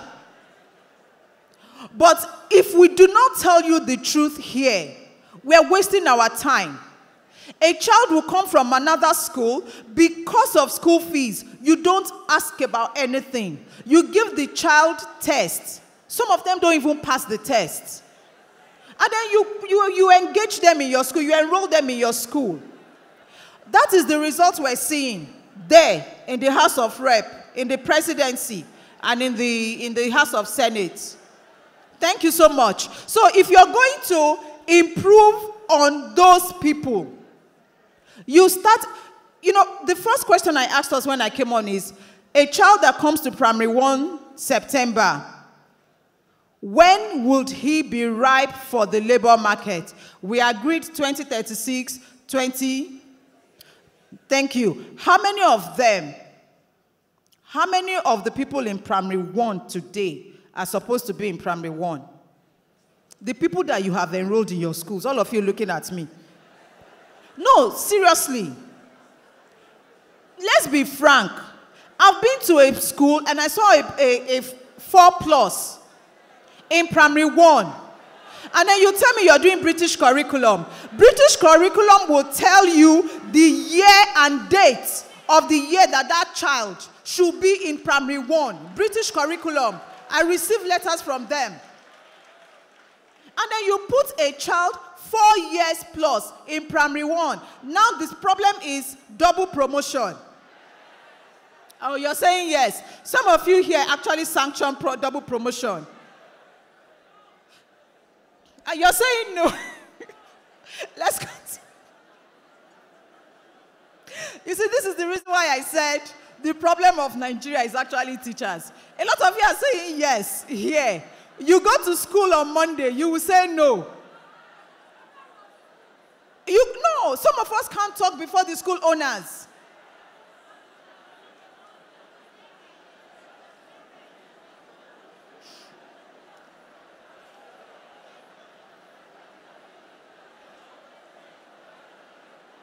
Let's continue.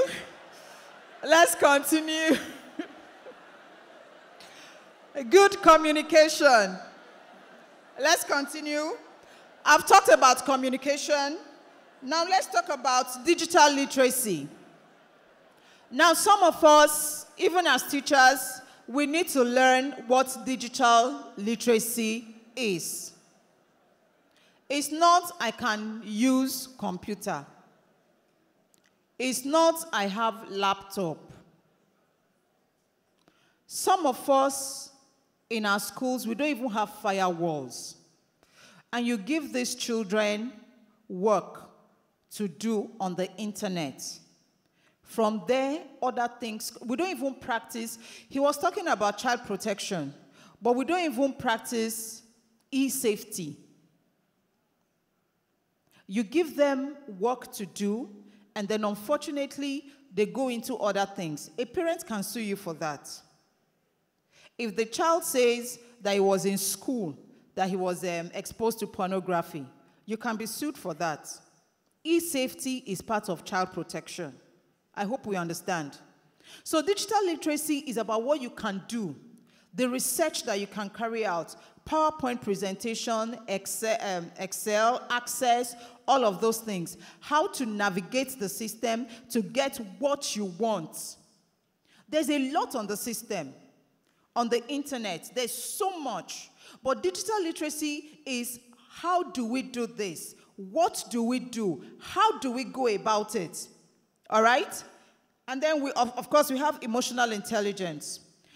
The scenario the barrister painted is simply about emotional intelligence. Anything that has to do with interpersonal skills has to do with emotional intelligence.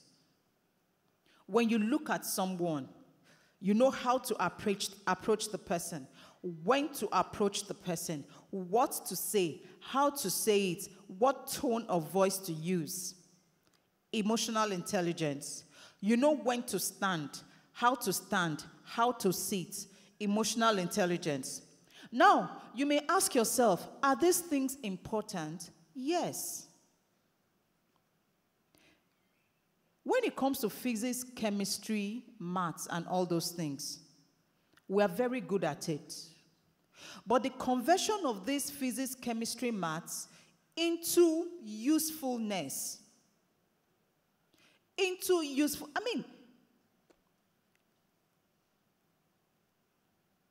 the principles that drive cars are taught in physics, true or false? How many of us here made A1 in physics? A lot of people made A1 in physics. I just saw a few hands. My brother, how many cars have you invented? He's saying none. See, I see that we're laughing, but these things are very serious. Even in the football that we say we play, we could not tell that it was not a penalty. Even in the football that we say we are very good at football, we cannot tell when penalty is penalty and when it is not. You said? Yes, thank God for VAR. Thank you. When you teach referee, when you teach football in school, and you mention referee, is VAR part of the referees that you teach your children?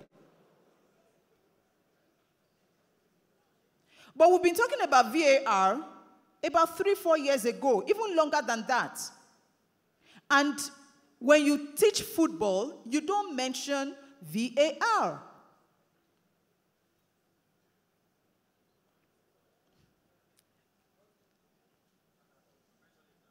What do you say? Oh, but yes, and we mentioned it now. You know?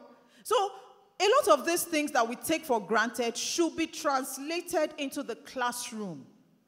That is the edge those people have above us. The edge the whites have above us is the fact that they do not take anything for granted. Their lives are very deliberate. They live a very deliberate life. They know where they're going to. They know how they will get to where they're going to. A white man will pick you up and tell you in 45 minutes we will be there, and check your time. At exactly 45 minutes, you are there. He is not a witch.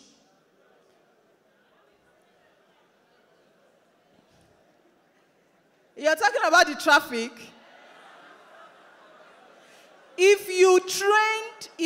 See, no teacher should complain about the traffic. If you trained the Minister of Transportation well, he would have preferred solution.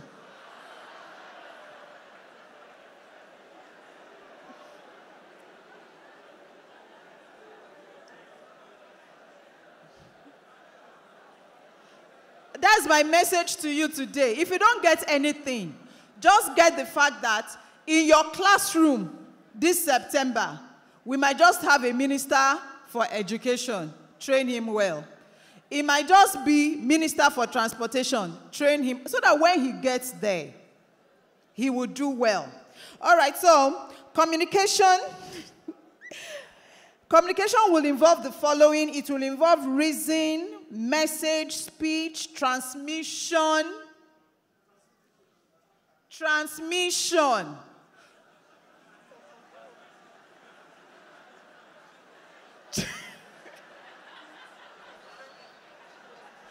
Transmission.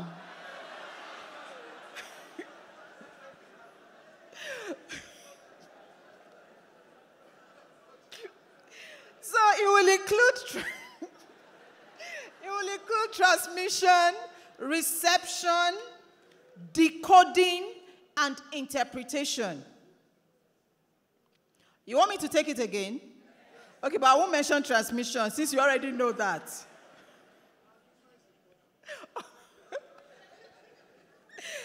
Communication will include reason, message, speech, transmission, reception, decoding, and interpretation. And this is all you do as a teacher. Everything you do as a teacher, this is it here. Everything that you do as a teacher, you're in class for a reason, true or false? As you're in class, you have a message, true or false? You convey your message through speech, true or false? It is going from you to the student. What is that? Very good. Now the student receives it. That's reception. The student would have to decode what you're saying. So when you're talking to a child and you're speaking grammar that the child does not understand, you see, there are ways to go about that. I always tell people every big grammar has layers before you get to that big grammar. For example, corruption What is a simpler word for corruption?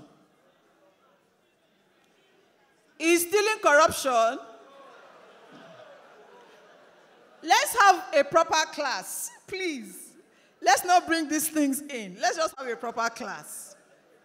Okay, so let me leave corruption. Let's go to embezzlement. So, no, I'm driving home a point. To embezzle means to take that is not yours. What is the lesser grammar for embezzlement? Okay, so if I go to a primary one, I say, don't embezzle my money. Have I communicated? Okay, that's the point I wanted us to. That is transmission. Okay, so decoding. The child needs to receive what you're saying and decode it and be able to interpret.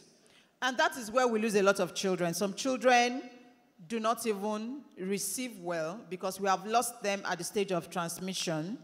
So they can't even decode, let alone interpret. So all those children that you're drawing Olodo Rabata, Ojo Eja, all those things in their books, the main problem is that you have not taught them well. Every child will learn. Every child can learn. They may not learn the same day. They may not learn in the same way, but definitely they will learn. So it is for you to decode how the child will learn. Let's move on. Digital literacy is the ability to produce clear information digitally. What you're seeing on the screen, does it tell you what I want to convey? Does it tell you what I want to convey? It does. It is clear. You understand we're talking digital literacy. You understand we're talking e-safety, effective communication, collaboration, and all of that. Just by this. So if I came here and I talked about digital literacy and I don't communicate it well, and I say I'm using PowerPoint, I have not communicated. Some of us teachers, the aids that you bring into class confuses the children more. You bring teaching aids into class, but they are more of confusing aids. No, seriously. You need to take time out, do your research, put your thoughts together, and come up with something that will attract the children. Now, if you're not attracted by me, you should be attracted by my voice. If you're not attracted by my voice, please look at my PowerPoint. Something has to capture the child's attention. I tell teachers, don't go to school wearing black. There is black every day because NEPA will take light. We are used to darkness. Go to school in bright colors, not pano, but make sure that you understand what I'm saying. So, somebody said Shana Wale.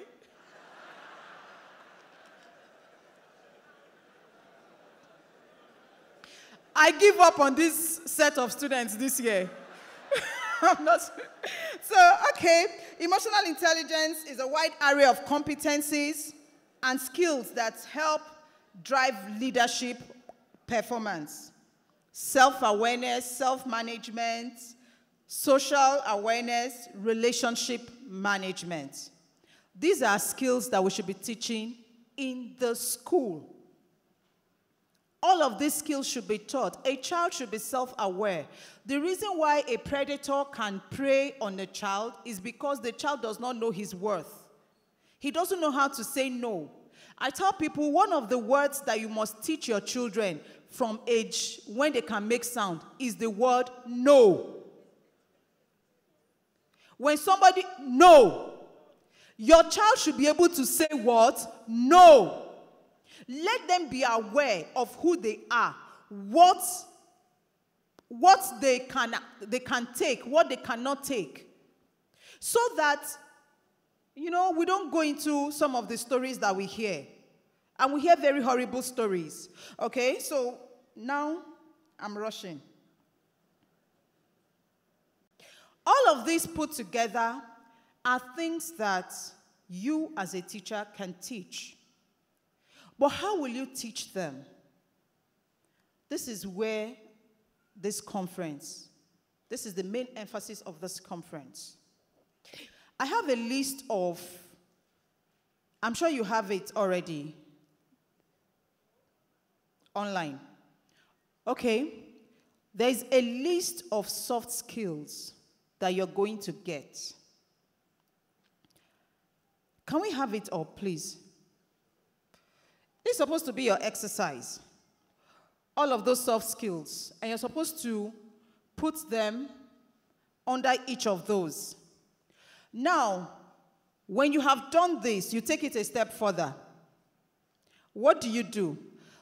What course do you teach in school? What subject do you teach in school? Let's say you teach social studies. When you come to these soft skills, can we mention some of the soft skills here that have to do with social studies? Household, yes. Practical life, yes. Organization, yes.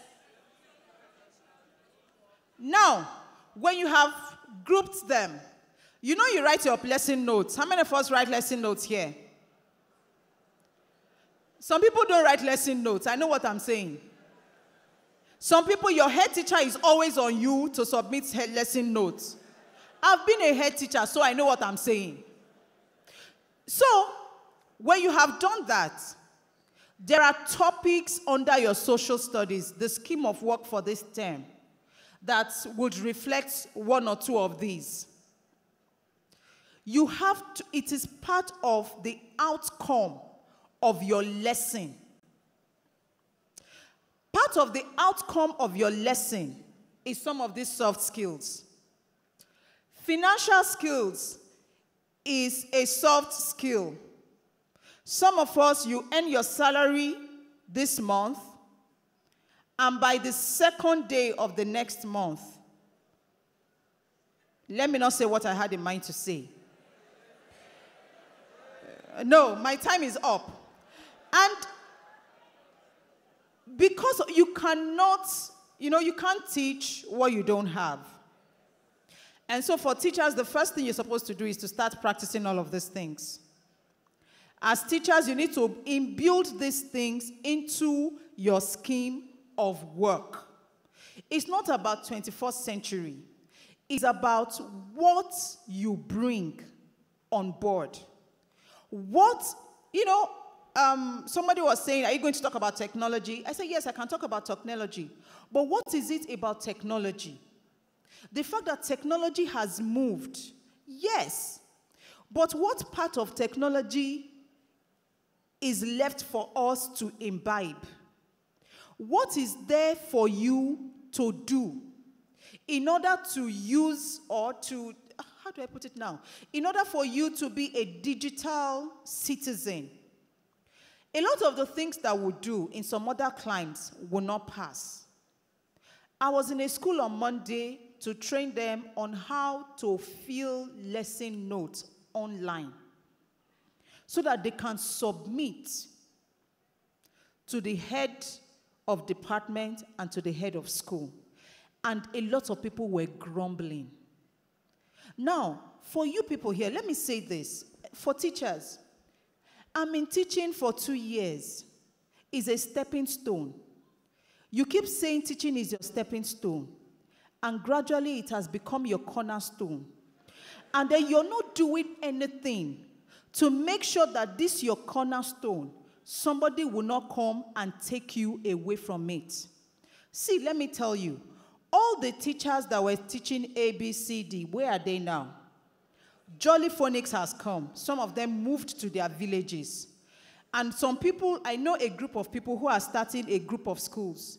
They are not looking at towns. They are looking at villages. So very soon, even the village will not hold such people. Some of you are here, you're not even licensed as a teacher. TRCN came up, you said they want money. That's how they will continue to want money until one day you will wake up and find out that a graduate of yesterday has her TRCN registration, is exhibiting soft skills, teaching soft skills, and has taken your job from you. It happened in the banking industry. It's right now going to happen in education. Now, another problem we have in education is that a lot of you here did not read education. You came into education because there was no job. Some of you came into education because jammed you. Some of you came into education because of cutoff mark. You were supposed to make 314. You made 312. They said go to education. Now listen. You must, as a matter of necessity, move on with what is available today. Thank you very much. Lastly, let me say that if you, for the purpose of LTC alone, and if you send us an email indicating that you met us here at LTC, we're going to send you 2 e-books. For that teacher, your goal is going to be 3 e-books. 1 on active learning, this that we have treated today, and another course. Just send an email to info@tchinaSAH, tchinaSAH,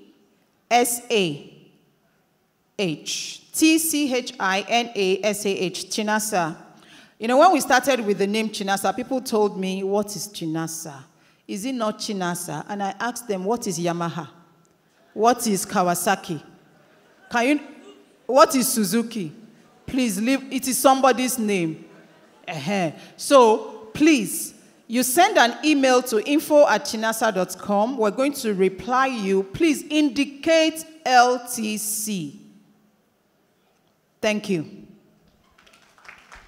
A round of applause for Miss Maureen Awolonu. A round of applause for her, please.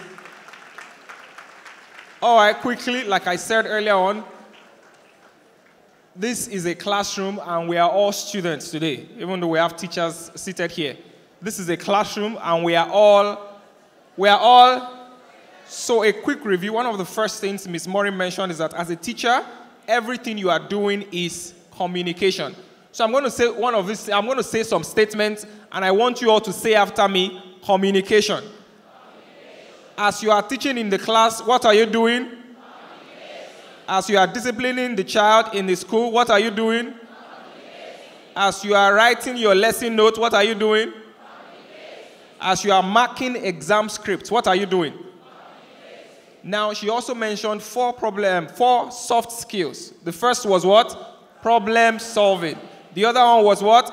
Good communication. The third one was what? Digital literacy. And the fourth one was what? Emotional intelligence. And then she mentioned a number of things about communication. And then she mentioned about 6 things concerning communication. The first one was what? Reason, message, speech, transmission, reception, decoding, and what? Interpretation. And then she said something very vital. She said, in your class, you may just have the next leader, the next minister of transportation, the next minister of education. Make sure you train him or her very well. Now we're going to do a special clap for Miss Maureen. I don't know if you still remember our Tama clap, but that's not what we're doing now. But make sure you put that at the back of your mind because, like she said, recalling is a soft skill. So make sure you recall our Tama clap. The clap we want to do now is called the love clap. How many of us know the love clap? All right, I'll just practice that, and you can do that. You can utilize that in your classrooms by the time you resume next month. So it goes this way. Just watch me.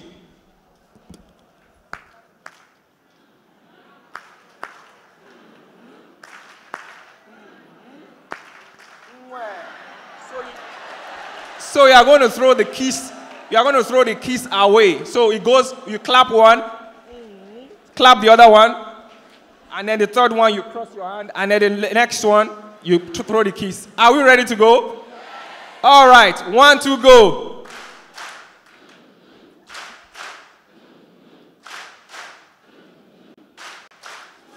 All right. Thank you, Ms. Morin, for such a wonderful speech. Now we'll be going to the next speaker immediately.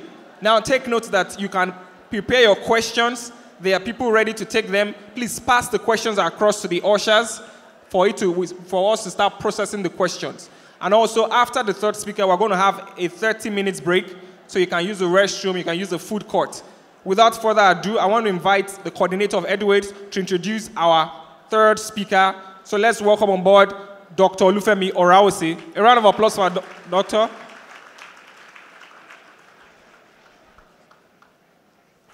Thank you. All right. So our next speaker is Mr. Babs Olugbemi. Babs Olugbemi is a fellow of the Institute of Chartered Accountants of Nigeria and the Association of Chartered and Certified Accountants of the United Kingdom. He's also a member of 6 other professional associations. He's naturally crafted to work with your lead. That's live, activate, energize, and develop your potential. Leave. He's a certified life, leadership, and business coach, writer, speaker, nation builder, an investor in people with great interest in the youth. Olugbemi is the author of the highly motivating books Transform Yourself, The Secrets for Unleashing and Maximizing Your Potentials, The Student's Fortress, 10 Practical Rules for Passing Your Exams Excellently. His book, The Teacher's Fortress, is a simple guide to become an efficient teacher and school leader of impact, and has been judged as a well-timed and useful tool for teachers in Africa. He's the convener of the Students' Fortress Conference, the largest gathering of public secondary school students in Nigeria. He founded and established the Students' Fortress Club, an academic club in 99 public schools in Lagos State to support students.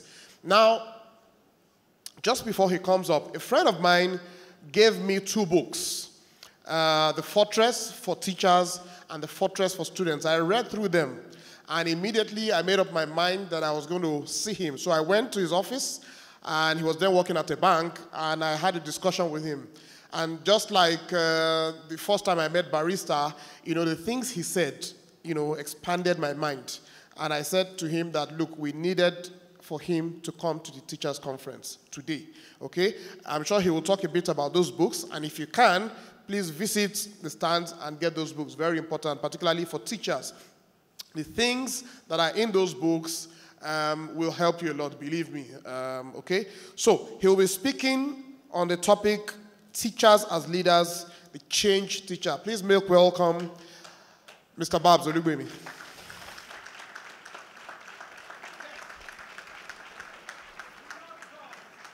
I wouldn't have been here without the teachers. I can't be here today. I'm one of the practical examples of the effort and the impact of teachers.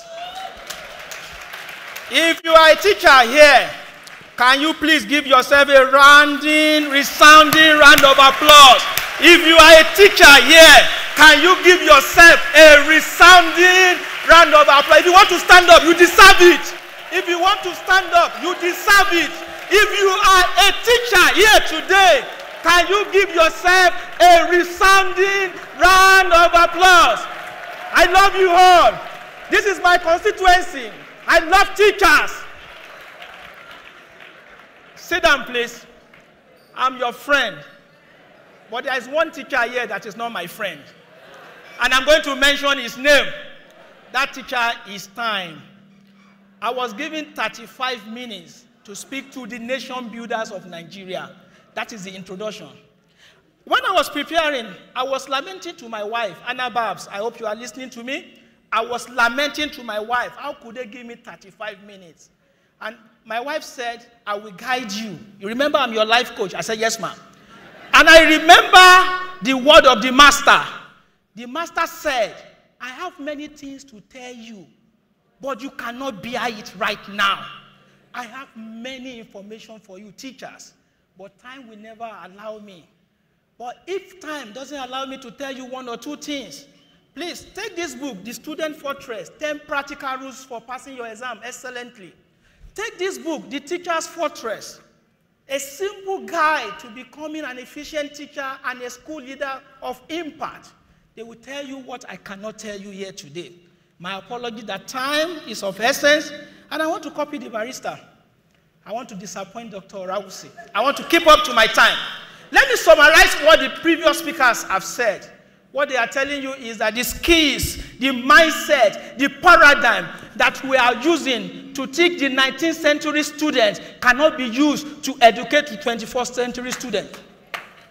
The skill you have used, the set of behaviors you have used for those students cannot educate the 21st century. How many of you noticed that I didn't pass through that place? I passed through this place. I read one book at a time. First thing you need to do is to break the rules. You realize that I didn't pass through that place. I passed through this place. The opposite of courage is not lack of courage. The opposite of courage is conformity. The opposite of courage, I repeat myself, is not lack of courage. The opposite of courage is what? Conformity. I want you to repeat that word, conformity. Yeah, that's the opposite of courage. When you get back to your school after this conference, I don't want you to be a conformist again. I want you to do things differently. I want you to do things differently. Like my wife has advised me. She said, Babs, just focus on 3 things. And I'm going to focus on those 3 things.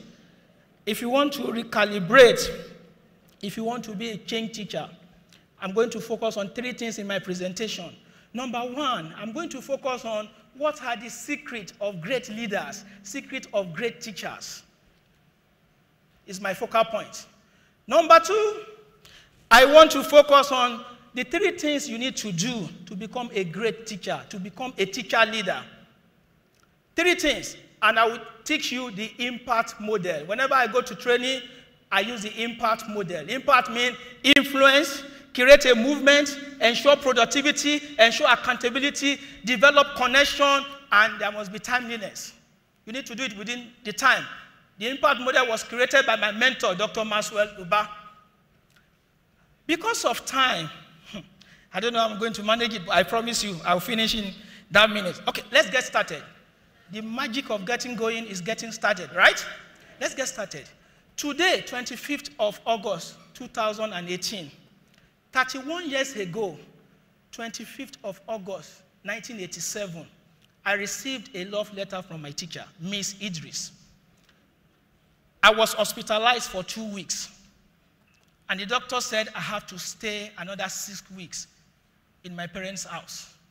And Miss Idris wrote me a letter. She said, Babs, you are one of my average students, but the best in the effort you are putting to improving yourself. I'm sad that you will be at home for another 6 weeks. I am missing you in school already. I want you to use this next 6 weeks to developing yourself.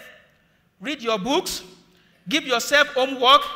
I want you back in school early and better. So the first lesson is this. A teacher leader always gives candid feedback. Remember her choice of words. She said, you are one of my average students, but the best in terms of the effort you are putting in. Legacy is not leaving something for people. It's leaving something in people. Miss Idris left the legacy of excellence in me, that whatever the situation, whatever I'm passing through in life, there is something inside me greater than the situation. And when I believe that something inside me is greater than the situation, I will overcome the situation. How many of you have written letters to your students? How many of you inspire your students? Legacy is not leaving something for people. Let me give you a practical example. Most of the rich men those days, they left something for their children. But you recall that in history, most of the children do what? They spoil those things.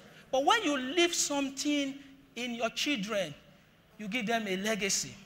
In my book, The Teacher's Fortress, I shared a story titled The Accidental Motivation. I'm going to tell you that story. A story was told of Mrs. Musa, one of the teachers in one of the public schools.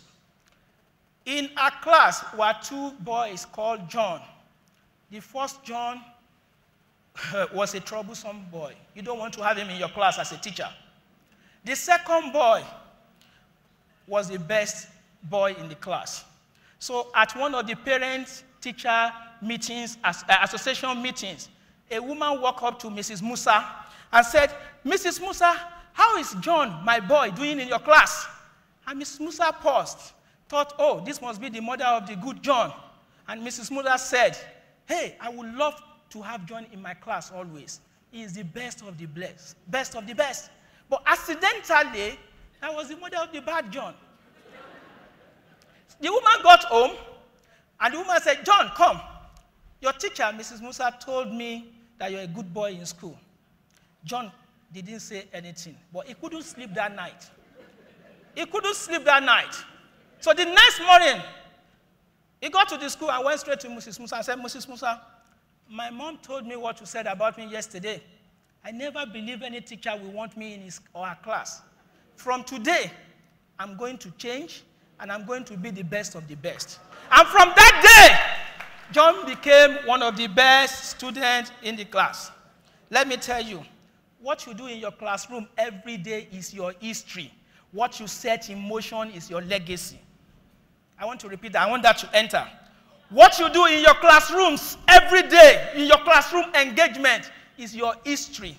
What you set in motion is your legacy. After this conference, I'm seeing teachers that will be creating legacy in our school. Now, let me tell you a little bit about myself. A chartered accountant is not relevant here. I was in the banking industry until the last 4 weeks for 20 years.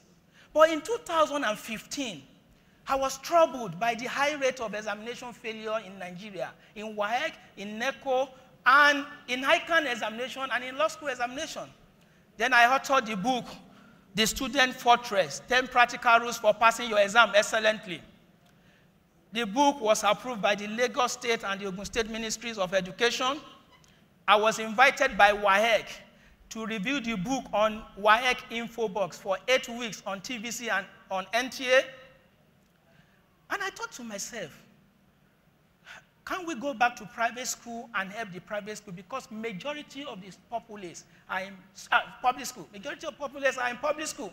So my team at the Positive Growth Africa, my NGO, we organized the Student Fortress Conference. We gathered 4,500 students and 200 school leaders in Agege Stadium.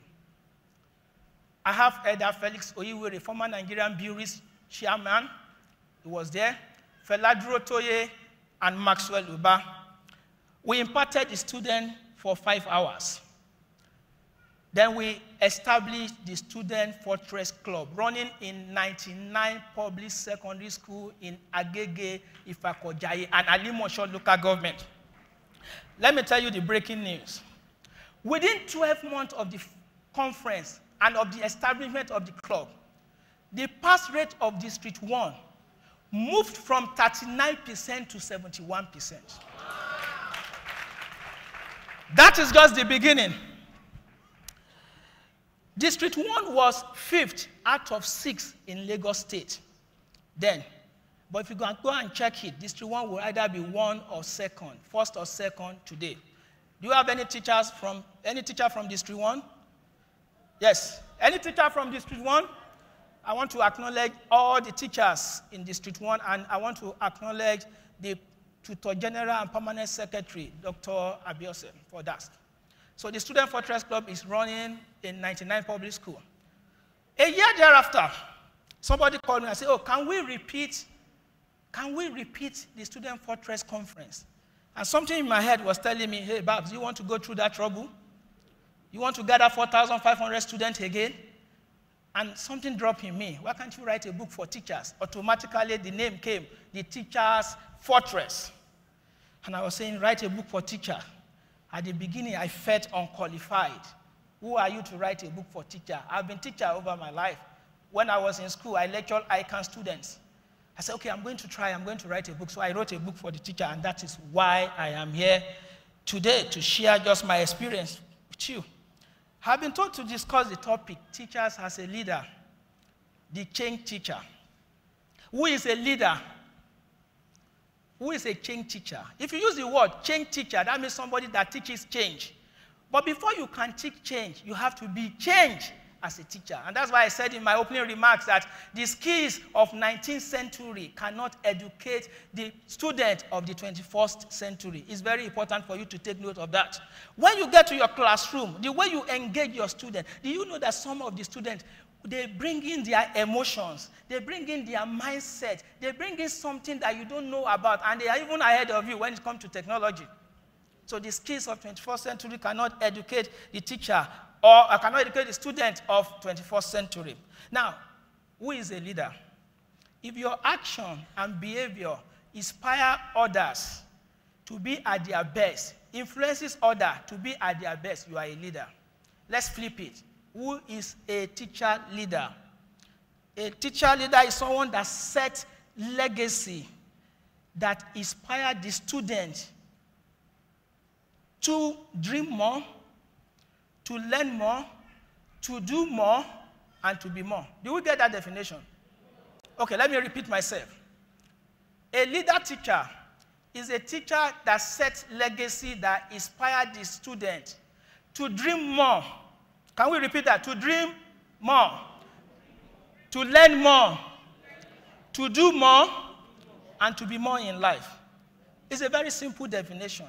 Let me ask you the first question, and you can see the slide. Can you please show the slide? What is the secret of great teachers or great leaders? What is the secret? Please, I want you to show me slide 14 quickly. I want you to show me slide 14 so that I can do justice to this. Slide 14. 14. 14. No, is this 14? One more step, please. Yes, I want you to look at this slide. What is the secret of this teacher? This teacher was a teacher of Mr. Babatunde Raji Fashola. And when Raji Fashola was the governor of Lagos State, he invited this teacher to his office after 38 years. Let me ask you this question. Is it the only teacher that Babatunde Raji Fashola passed through? How many teachers has Babatunde Raji Fashola passed through in life? I want you to personalize it. How will you feel after 20 years, 15 years? I'm not talking that all your students will be governors, but your students write a letter to you to say, Madam, I acknowledge what you have done in my life. This teacher is a teacher leader. He must have done something different from other teachers. Can you return the slide back? He must have done something different from other teachers. I want you to look at my next slide. I want you to look at it critically because I want to use it to answer the question, what is the secret of great leaders or teachers? Look at this slide. I hope you can see this slide. Oh, please, can you show the slide? It's very important. You can see. Okay, let me tell you. I'm showing the GDP graph of two countries. The GDP graph of two countries. We all know what GDP is, gross domestic product. The first country got our independence in 1960 with a population of about 45 million. Today, that country has about 190 million. The second country, I don't want to mention the country. If I call A, another man call P, another man call O, another man call C, OPC, now you sabi. I don't want to mention the country, but I need to illustrate this. The second country got our independence in 1965.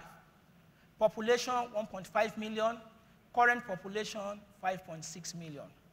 If you look at the graph, you will discover that the second country, the smaller country, has a larger gross domestic product output than the first country. The first country has refused to produce. That means the people in that country, as big as they are not efficient. Let me tell you, the second country, the smaller country, had no natural resources. They have nothing. Singapore had no natural resources. Before the independence, around 1950, they approached Malaysia. We can't survive on our own. Can you make us one of the states in Malaysia? And the leaders of Malaysia look at it and say, if you had these people to us, these people that don't even have water, they will become more poorer. So Malaysia refused the approach of Singapore and said, we'll not add you. But what is the story today? Singapore invested in the capacity of our people. They invested, they have no natural resources. Let's look at Nigeria. Many of you will say Nigeria is an oil-rich country. No, Nigeria is not an oil-rich country. Nigeria is a gas-rich country. What Russia is doing for the European countries, that is what Nigeria should be doing. The gas reserve in Nigeria is more than the oil reserve. But have we maximized what the resources we have? The answer is no. Then my question is this: who is going to do this for us? It cannot. Is it going to be Babs Olugbemi? It's going to be the teachers. Because if you invest in the capacity of the people, they will do more than they are expected to do. When people are effective, the society will benefit from it. That's the story of Nigeria, but I'm not seeing this as a problem. I'm seeing it as what? As opportunity. In my book, A Divine Teacher, and I want to talk to you directly now. Teachers are people with unlimited capacity to influence others. Do you agree with me? I'm speaking to you today. Let's say 10,000 teachers. When the school resumes, all of you will speak to more than 200,000 students. So you have capacity to influence others more than any other person, more than any other profession. And in my book, I've refused to divine teacher. I divine teacher in a special way. I said teachers are teleprompters. With time, because of time, I'm not going to give you the definition of those, but I said teachers are teleprompters. They are energizers. They are activators. They are life coaches. They are helpers. They are educators. They are role models, and they are supporters. Let me pick role model, for example. If you're dressing, if you dress like a suspect, the student will not take you like a prospect. So if you, in your dressing, you need to know that some people are looking at you. I can dress anyhow because I can feel nobody is looking at me. But can teachers dress anyhow? It's not possible. But in my book, I was trying to say, hey, we have 15% teacher. We have 75% teacher. We have 100% teacher. We are all good at educating students. But there is more to improving the capacity of our students than educating them. You have to teleprompt them. Teleprompting means you need to bring to the fore the strength of the students. You have to energize them. Do we remember the Onisha girls? The Onisha girls, the 5 Onisha girls. What they did, it's not about education. Something energized. Somebody energized them. Somebody activates the talent in them. So as teachers, we should go beyond educating our students. We should take interest in our students. We should know them. We should understand their mindset. We should understand their emotion. And how do you do that? It's very simple. Please pay close attention to your students. It's very simple. Close attention to your students. So to take us further, I'm going to explain the 4 stages of leadership for you. And it's very important for you to have this understanding because taking this understanding to your schools will help you. The 4 stages of leadership. Number 1 stage, can you show that slide quickly? Number 1 stage of leadership is what I call the personal leadership. Personal leadership is very simple. It's the ability to give yourself a command and follow that command. The ability to say that before I enter any classroom, I will take the next 15 minutes to look at my lesson note. I will not assume I know it all. I will, no matter how, open my lesson note or look for updated information about what I'm going to talk to the students. That is personal leadership. And let me give you, the requirement for personal leadership is credibility. If today is a Sunday, and I come in here and I say, hey, everybody follow me, and I'm not Pastor Kojo Yemade, what will be your question? Who are you? Or to where? So if you don't have credibility, your student cannot follow you. So the first person you have to lead to be an efficient teacher is what? Yourself. Personal leadership, credibility. Let me expand personal leadership for you. Let me really expand it for you. If you want to really lead yourself, you need to follow 3 rules. And the rules are the rules of habit, the rules of routine, and the rules of ritual. Habit is what you do consciously or unconsciously. Picking my nose is an habit. Planning my lesson notes is an habit. But ritual is an habit you do with an outcome in the mind. If you take books that will improve you as a teacher and you read them every six months, that is a ritual. Because you have an outcome in mind. And what's the outcome? You want to be a better teacher. Ritual is a routine that you do at regular interval. For example, if you dedicate to attending this conference every year, and not just attending, you are implementing what is being discussed at this conference. That's a ritual for you. Because every year you are getting upgraded. I want to shock you. There are one element of personal leadership I want you to take away.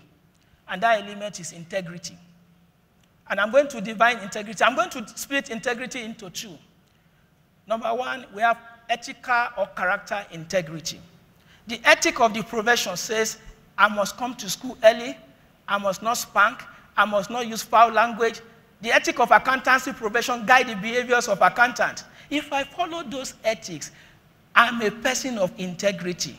But the flip side of it is, if I'm part of a system, if I condemn the system I'm part of, if I condemn the school I'm working of, if I carry rumor, if I don't go and confront the issue, if because everybody is passing through here, I have to pass through here, I can't look at my school leader and say, this is wrong. I am a person that lacks integrity. If you talk about your school leader behind, she does this, you lack integrity. So integrity means confront the issue, bear your mind. Don't go the way other people are going. The second part of integrity, I want you to recall the Kaduna case, and I want you to recall the Kwara case. If you are not competent to deliver on the job you are being paid to do, you are a man without integrity. Competence, integrity. As a teacher, I've employed you in a private or public school, and I'm paying you regular salary, and you are not competent to deliver on your assignment, and you are not doing anything to... The responsibility to be competent is yours, it's not for anybody. So if you are not competent on the assignment you have been given to do, and you are collecting the salary, teacher, you lack integrity. So taking that away from me, you will know that competent is a mindset that a good teacher must have. Let's look at the second stage of leadership. We call it one-to-one leadership. And the requirement is influence. In your school environment, you have other teachers. Your ability to influence one person, at least, you believe this is the right thing to do. You will influence your student to do the right thing, right? You will influence the fellow teacher. Is very important in your leadership journey. The ability to influence another person. Somebody define leadership, that leadership is influence. Correct. But to an extent, leadership is influence, but at a stage in life, it's no longer influence. And before you can influence somebody, you have to do what? Have the credibility. Is it not? You have to have the credibility. Let's go to the third stages of leadership. Teamwork. I know in your school you work as a team. In your class, you divide the class into teams. The ability to manage team, to achieve the team objective is a stage in leadership that is very important. Look at the football coaches. What do? They manage teams. And they take responsibility for the success and the failure of the team. What is the requirement at this stage of leadership? The requirement is teamwork. You will see some teachers in the school, they will say, oh, I can't work with the head teacher. I can't do anything with him or her. You are not working as a team. If you cannot influence somebody, if you cannot influence member of the team, you are not a good leader. And let's look at the last stage of leadership. Organization leadership. Organization leadership. In your classroom as a teacher, what are you? You are an organization leadership. That's the level 4 leadership. As a school leader, who are you? You are organization leadership. The head of a country, who is he? The organization leadership. And I want to ask you this question. Leadership, is it linear or is it vertical? Does it mean when you are stage 4, you don't need stage 1 any longer? Or does it mean when you are stage 4, you still need stage 1? If you're a president of a country and every time you are on Twitter, tweeting the security information, you lack stage 1 leadership. Though you are on stage what? 4. If you are a president of the country and you cannot follow the constitution of that country, you are in stage 4 leadership, but you lack what? There is problem with stage 1. There is a football coach here, I don't want to mention his name. He's in stage 4. You know it. He has achieved results, but any team he gets to, there will be problem in the team, in the boardroom. That is problem as stage 1 leadership. So for you to be an effective leader, you need to be effective at stage 1. Please, can you still recall the question I asked you? What is the secret of great teachers or great leaders? I don't want you to answer it yet until I finish this slide. In 1990, there's a company called IBM. It's still in existence. IBM was about to go bankrupt in 1993. And IBM was given 20% chances of survival. IBM would have gone bankrupt. But the company hired somebody. They hired Lutz Gerstner as the CEO of IBM. And between 1990 to 1993, the man improved the market value of IBM by $139 billion. When he was retiring in 2002, they asked him to write a book. And he wrote a book, Who Says the Elephant Can't Dance? He wrote a book, Who Says the Elephant Can't Dance? And in his book, he said this. I want to quote him. He said, in my opinion, the subject of personal leadership is key and the most important element of institutional leadership. The subject of personal leadership, in my opinion, is key and is the most important subject in institutional leadership. So you want to change Nigeria, who should you change first? You want to change your student, who should you change for? Somebody said it that if the student cannot learn the way we are teaching, can't we teach the way they will learn? Can you take that away? If your student can't learn the way you are teaching, can't you teach the way the student will learn? I won't go into details because I know Maureen says something close to that. I want to skip this because of time. Yes, before I go further, I want to quickly acknowledge some people. When I was preparing for this, I wrote on my blog, and I said I'm going to read the 3 comments. I asked them to send me a message so that I can pass the message to the teachers. So I want to read the comments that has been sent to me. Number 1, I think Usotami said, you are special and you must continue to do special things. You are the only hope left for this to salvage this country. Do it now, or we are all going to be consumed by the bad product already in circulation. My question is, who are the owners of the bad products? There is dead silence. Who are the owners of the bad product? But we can correct it. Another person wrote and said, tell the teachers they are fulfilling God's purpose for their lives as a signpost that gives the direction to others. They may not get the equivalent result, but the fulfillment that comes from seeing your products serving its purpose is great. Her name is Rosemary Onoja. And I want to believe after this conference, our focus will be we want to produce products that can serve its purpose. We want to produce students that will be useful to the economy and that will be useful to the family. I want you to look at this. Please display this for them, please. I want you to look at this. I want you to look at this. The last WAEC result, the pass rate was what? Less than 50%. Is it the best we can achieve as teachers? Is it the best we can achieve as teachers? Can you give me an answer? Is it the best we can achieve as teachers? And who is going to change it? Greatness is not achieved by not falling, but by rising whenever we fall. Somebody says that. I remember a day I was going to Surulere, and I didn't know my way, so I put on Google Map. And the Sisi Ologe was directing me. And at a point, I missed my way. But the woman didn't say, you are a stupid boy, why do you miss your way? The woman recalculates and redirects me. That is what teachers are meant to do. You have to recalibrate. You have to redirect your student If you can't see the result you are happy with, you need to change the way you are doing things. And at this point, I want to tell you, at every point of your engagement with the student, you need to ask yourself, am I passing the core skills that is relevant in the 21st century to these students? And the skills are critical thinking and problem-solving skills, creativity and imagination skills, collaboration and communication skills, digital literacy skills. Some of us are analog and we want to teach the digital students. It's a problem. Citizenship skills. Citizenship means I'm a student, I'm a citizen of Nigeria. I respect the right of other people to practice their religion, to express their views. Citizenship.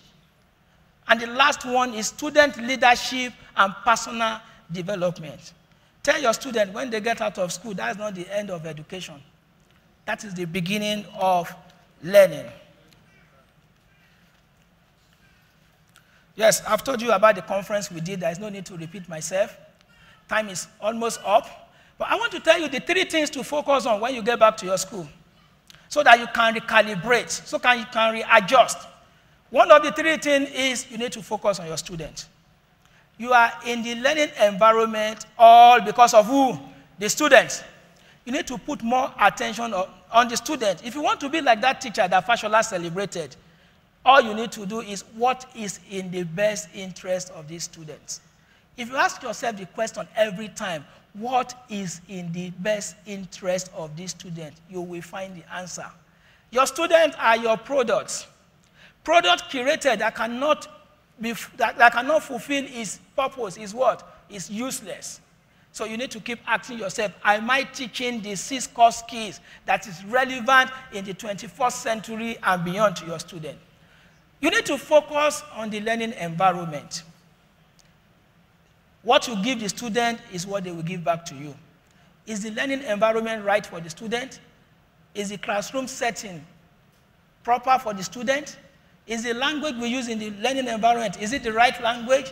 You need to focus on that. And you need to begin with the end in mind. You need to focus on the society. What type of student do I need to produce to change this society? What do I need to do to make my students contributors to the society? You need to focus on those 3 things. In my book, The Teacher's Fortress, I developed the wheel of teaching success. It's a triangle. And I said the students, the teacher is at the top, the student, the teaching techniques, and the outcome. Please have that in mind. And let me go to the impact model. Whenever I'm facilitating trainings, what I do is this. I want to make impact. The I in impact is influence. All my mindset is I'm coming to the classroom today, not just to talk, but to influence somebody to do the right thing, to influence somebody to move to his or her next level. Then I create movement. I divide the class into groups, create a movement of people, of firelighters, people who are going on the same mission. Then I ensure there is productivity and accountability. I also ensure there is connection between me and the student, and there is a time frame for it. And we're going to practicalize that time frame here. My time is almost up. I need to speed it up. Now, I want to practicalize the time frame, and I call it the Riot's 90 days. I know you have been inspired here today, but I want you to take it more than just being inspired. I want you to take action, and I want you to see that there's changes. So in the next 90 days, what I want you to do is very simple. In the next 90 days, I want you to have a mindset that you are on a mission. And when you are on a mission, what do? You surround yourself with people going on the same mission with you. Is that taken? When you are on a mission, what do? You surround yourself with people going on the same mission with you. Because you are on a mission, you don't need to be idle, you don't need to be stale.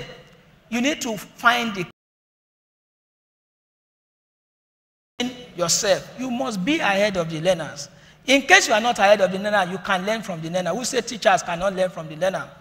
And the last one is you must have the courage. You must have the courage to change things that is not working.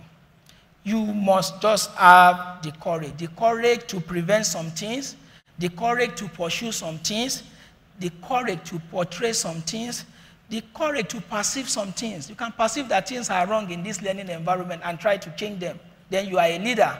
The courage to pronounce something. And above all, you need to make changes as a leader with humility. Somebody said that the more leaders mature, the more they become humble. Because you are a change agent, you don't need to be arrogant about it. I've seen leaders in workplace that are arrogant, that destroy their followers. But as a teacher, somebody said it here today that the National Assembly people, the presidency people, they are your product. If you have taught them that they need to be humble, we'll not see some of the drama we are seeing today. And I want to close. I want to close with the word of Henry Ford. Henry Ford said that coming together is the beginning. Keeping together is progress. And working together is success. I want to really thank the organizer of this. I've really rushed myself, but I'm going to share some part of this slide. If you follow me on Babs Olugbemi, I have a page on Facebook. I'm on all the social media. If you follow me or you subscribe to my newsletter, www.babsolugbemi.org, I'm going to share some of these slides with you, and I think I beat the record of the barrister.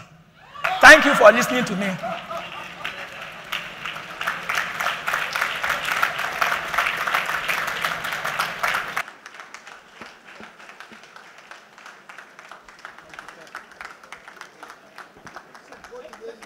A round of applause for... Can we have a round of applause for Mr. Babs Olugbemi? Thank you very much, sir. Like we've started doing, if you are just coming in now, at the beginning we started with a review of each session. We've been revising because as teachers, it's important that you have what is called post-evaluation. I mean, whatever you have learned, you ask your students. How many of you write your lesson note here? You write lesson notes. Sure, I remember when Miss Morin was asking us if we write lesson notes. How many of you remember that part of the lesson note that says, at the end of the lesson, the student should be able to, 1, 2, exactly, it goes that way. So that's what we are doing here, because it's not just here coming to speech, and to someone coming to speak.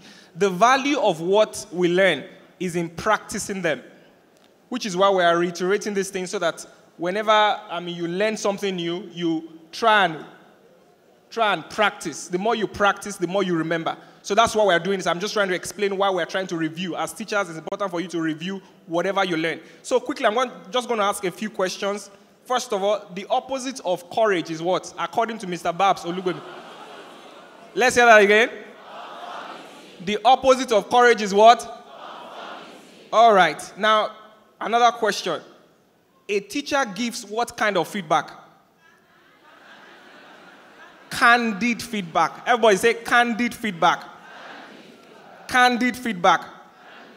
Now, Mr. Babs mentioned 4 stages of leadership. So let's go over it from 1 to 4. Number 1, personal leadership.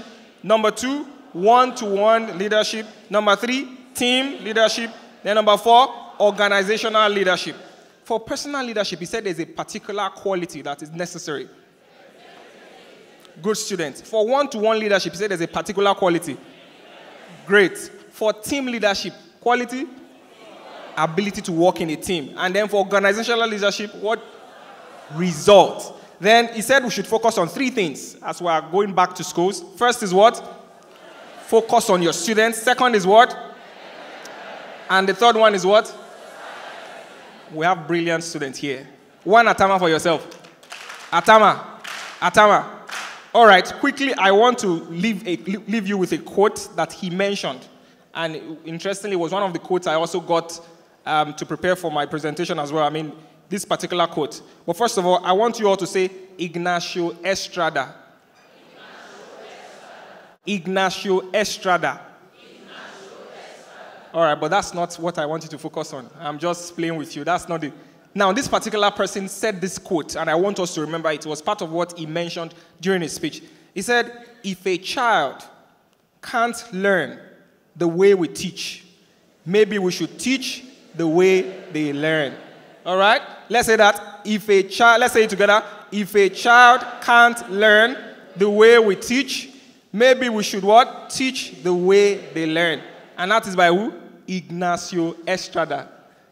You may forget the name, but don't forget the quote, okay? All right. Now, in the Holy Book, it says somewhere in the Holy Book that the speech distills as rain.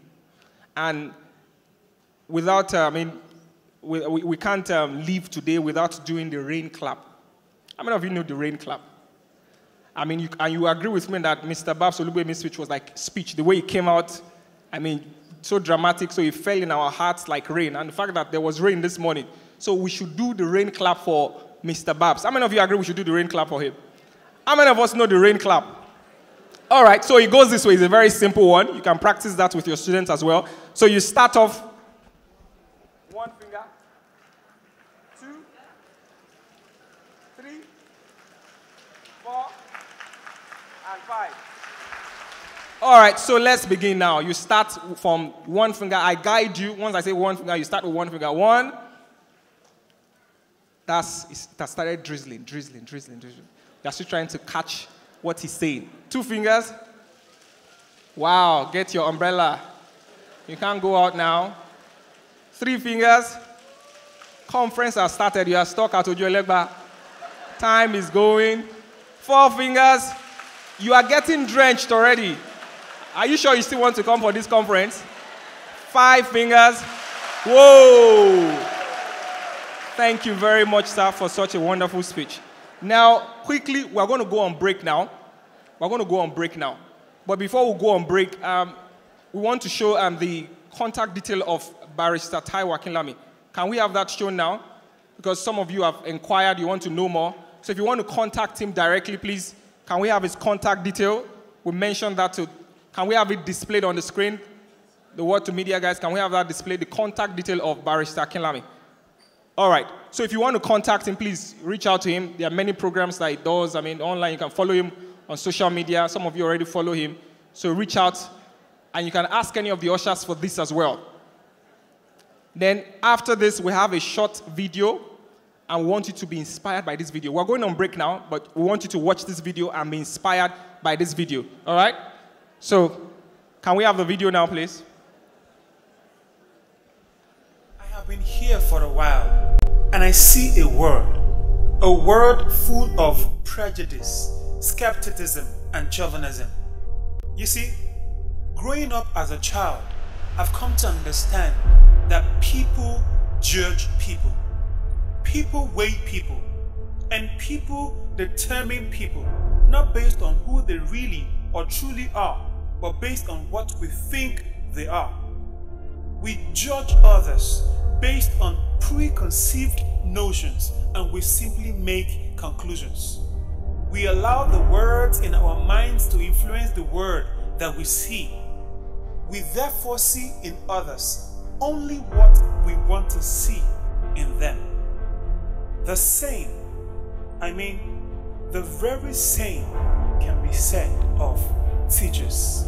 We are caught up in the web of mental opinions and the box of limited thinking that have crept into the true essence of our being, and we have allowed these opinions to redefine us, to shape the way we think, the way we behave, and the way we see the world around us, crippled by the philosophies and the dictates of men, tossed to and fro by the winds of policies made by those we nurtured. But here is the thing: opinions, notions, impressions feed on perception, and perception is not reality. No. No. We know who we are. Oh yes, we know. We are not teachers because we stand in front while they sit right behind. We are not teachers because we sit with students in the four walls of the classroom.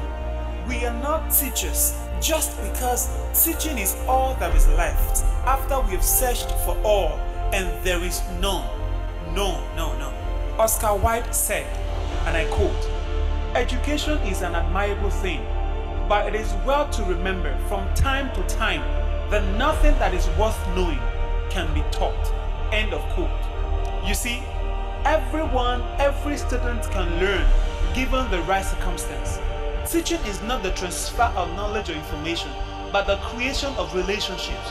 Relationships between the known and the unknown. A fulfilled teacher is not he that is successful at teaching the willing, but the unwilling. We are teachers because in us is a capacity to make others know. We help them unlearn. We remove obstacles, and we open wide the doors of possibilities and unending opportunities. Girox 1992 opines that teachers are transformative intellectuals who promote an environment that enables participants to reflect on the day-to-day life and the society to which they belong.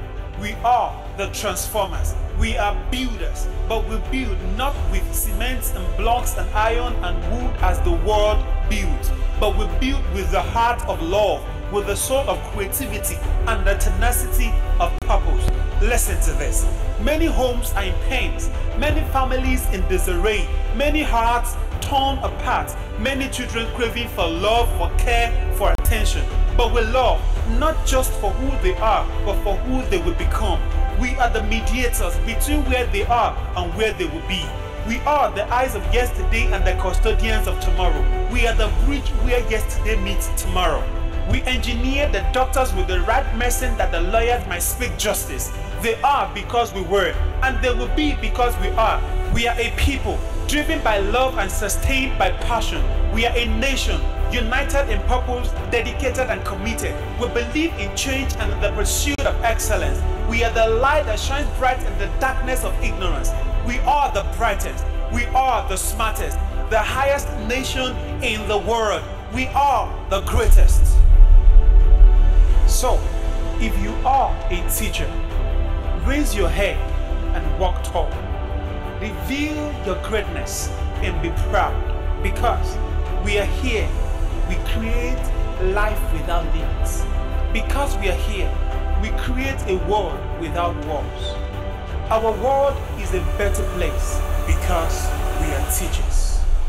My name is Oluwaseyi Anifowoshi, and I am a teacher. Are you a teacher? If you are a teacher, stand up and be bold to declare that you are a teacher. Again. One more time. All right, so that brings us to the end of the first segment of the Lagos Teachers Conference Revolution 2.0. Now, quickly, a few announcements.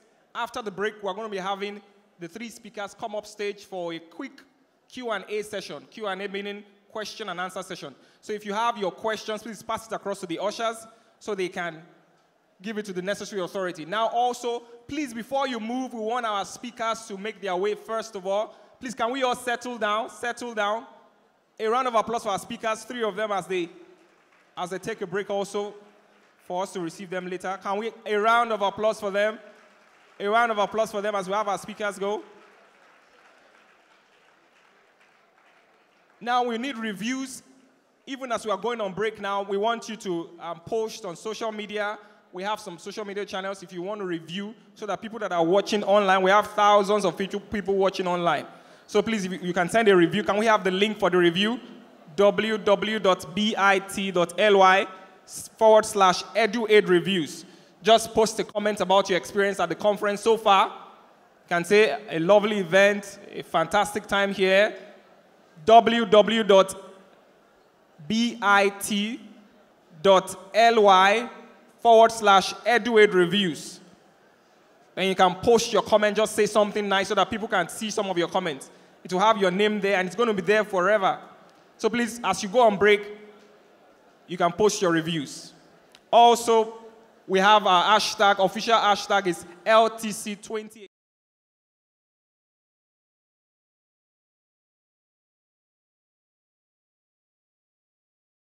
Hashtag LTC2018.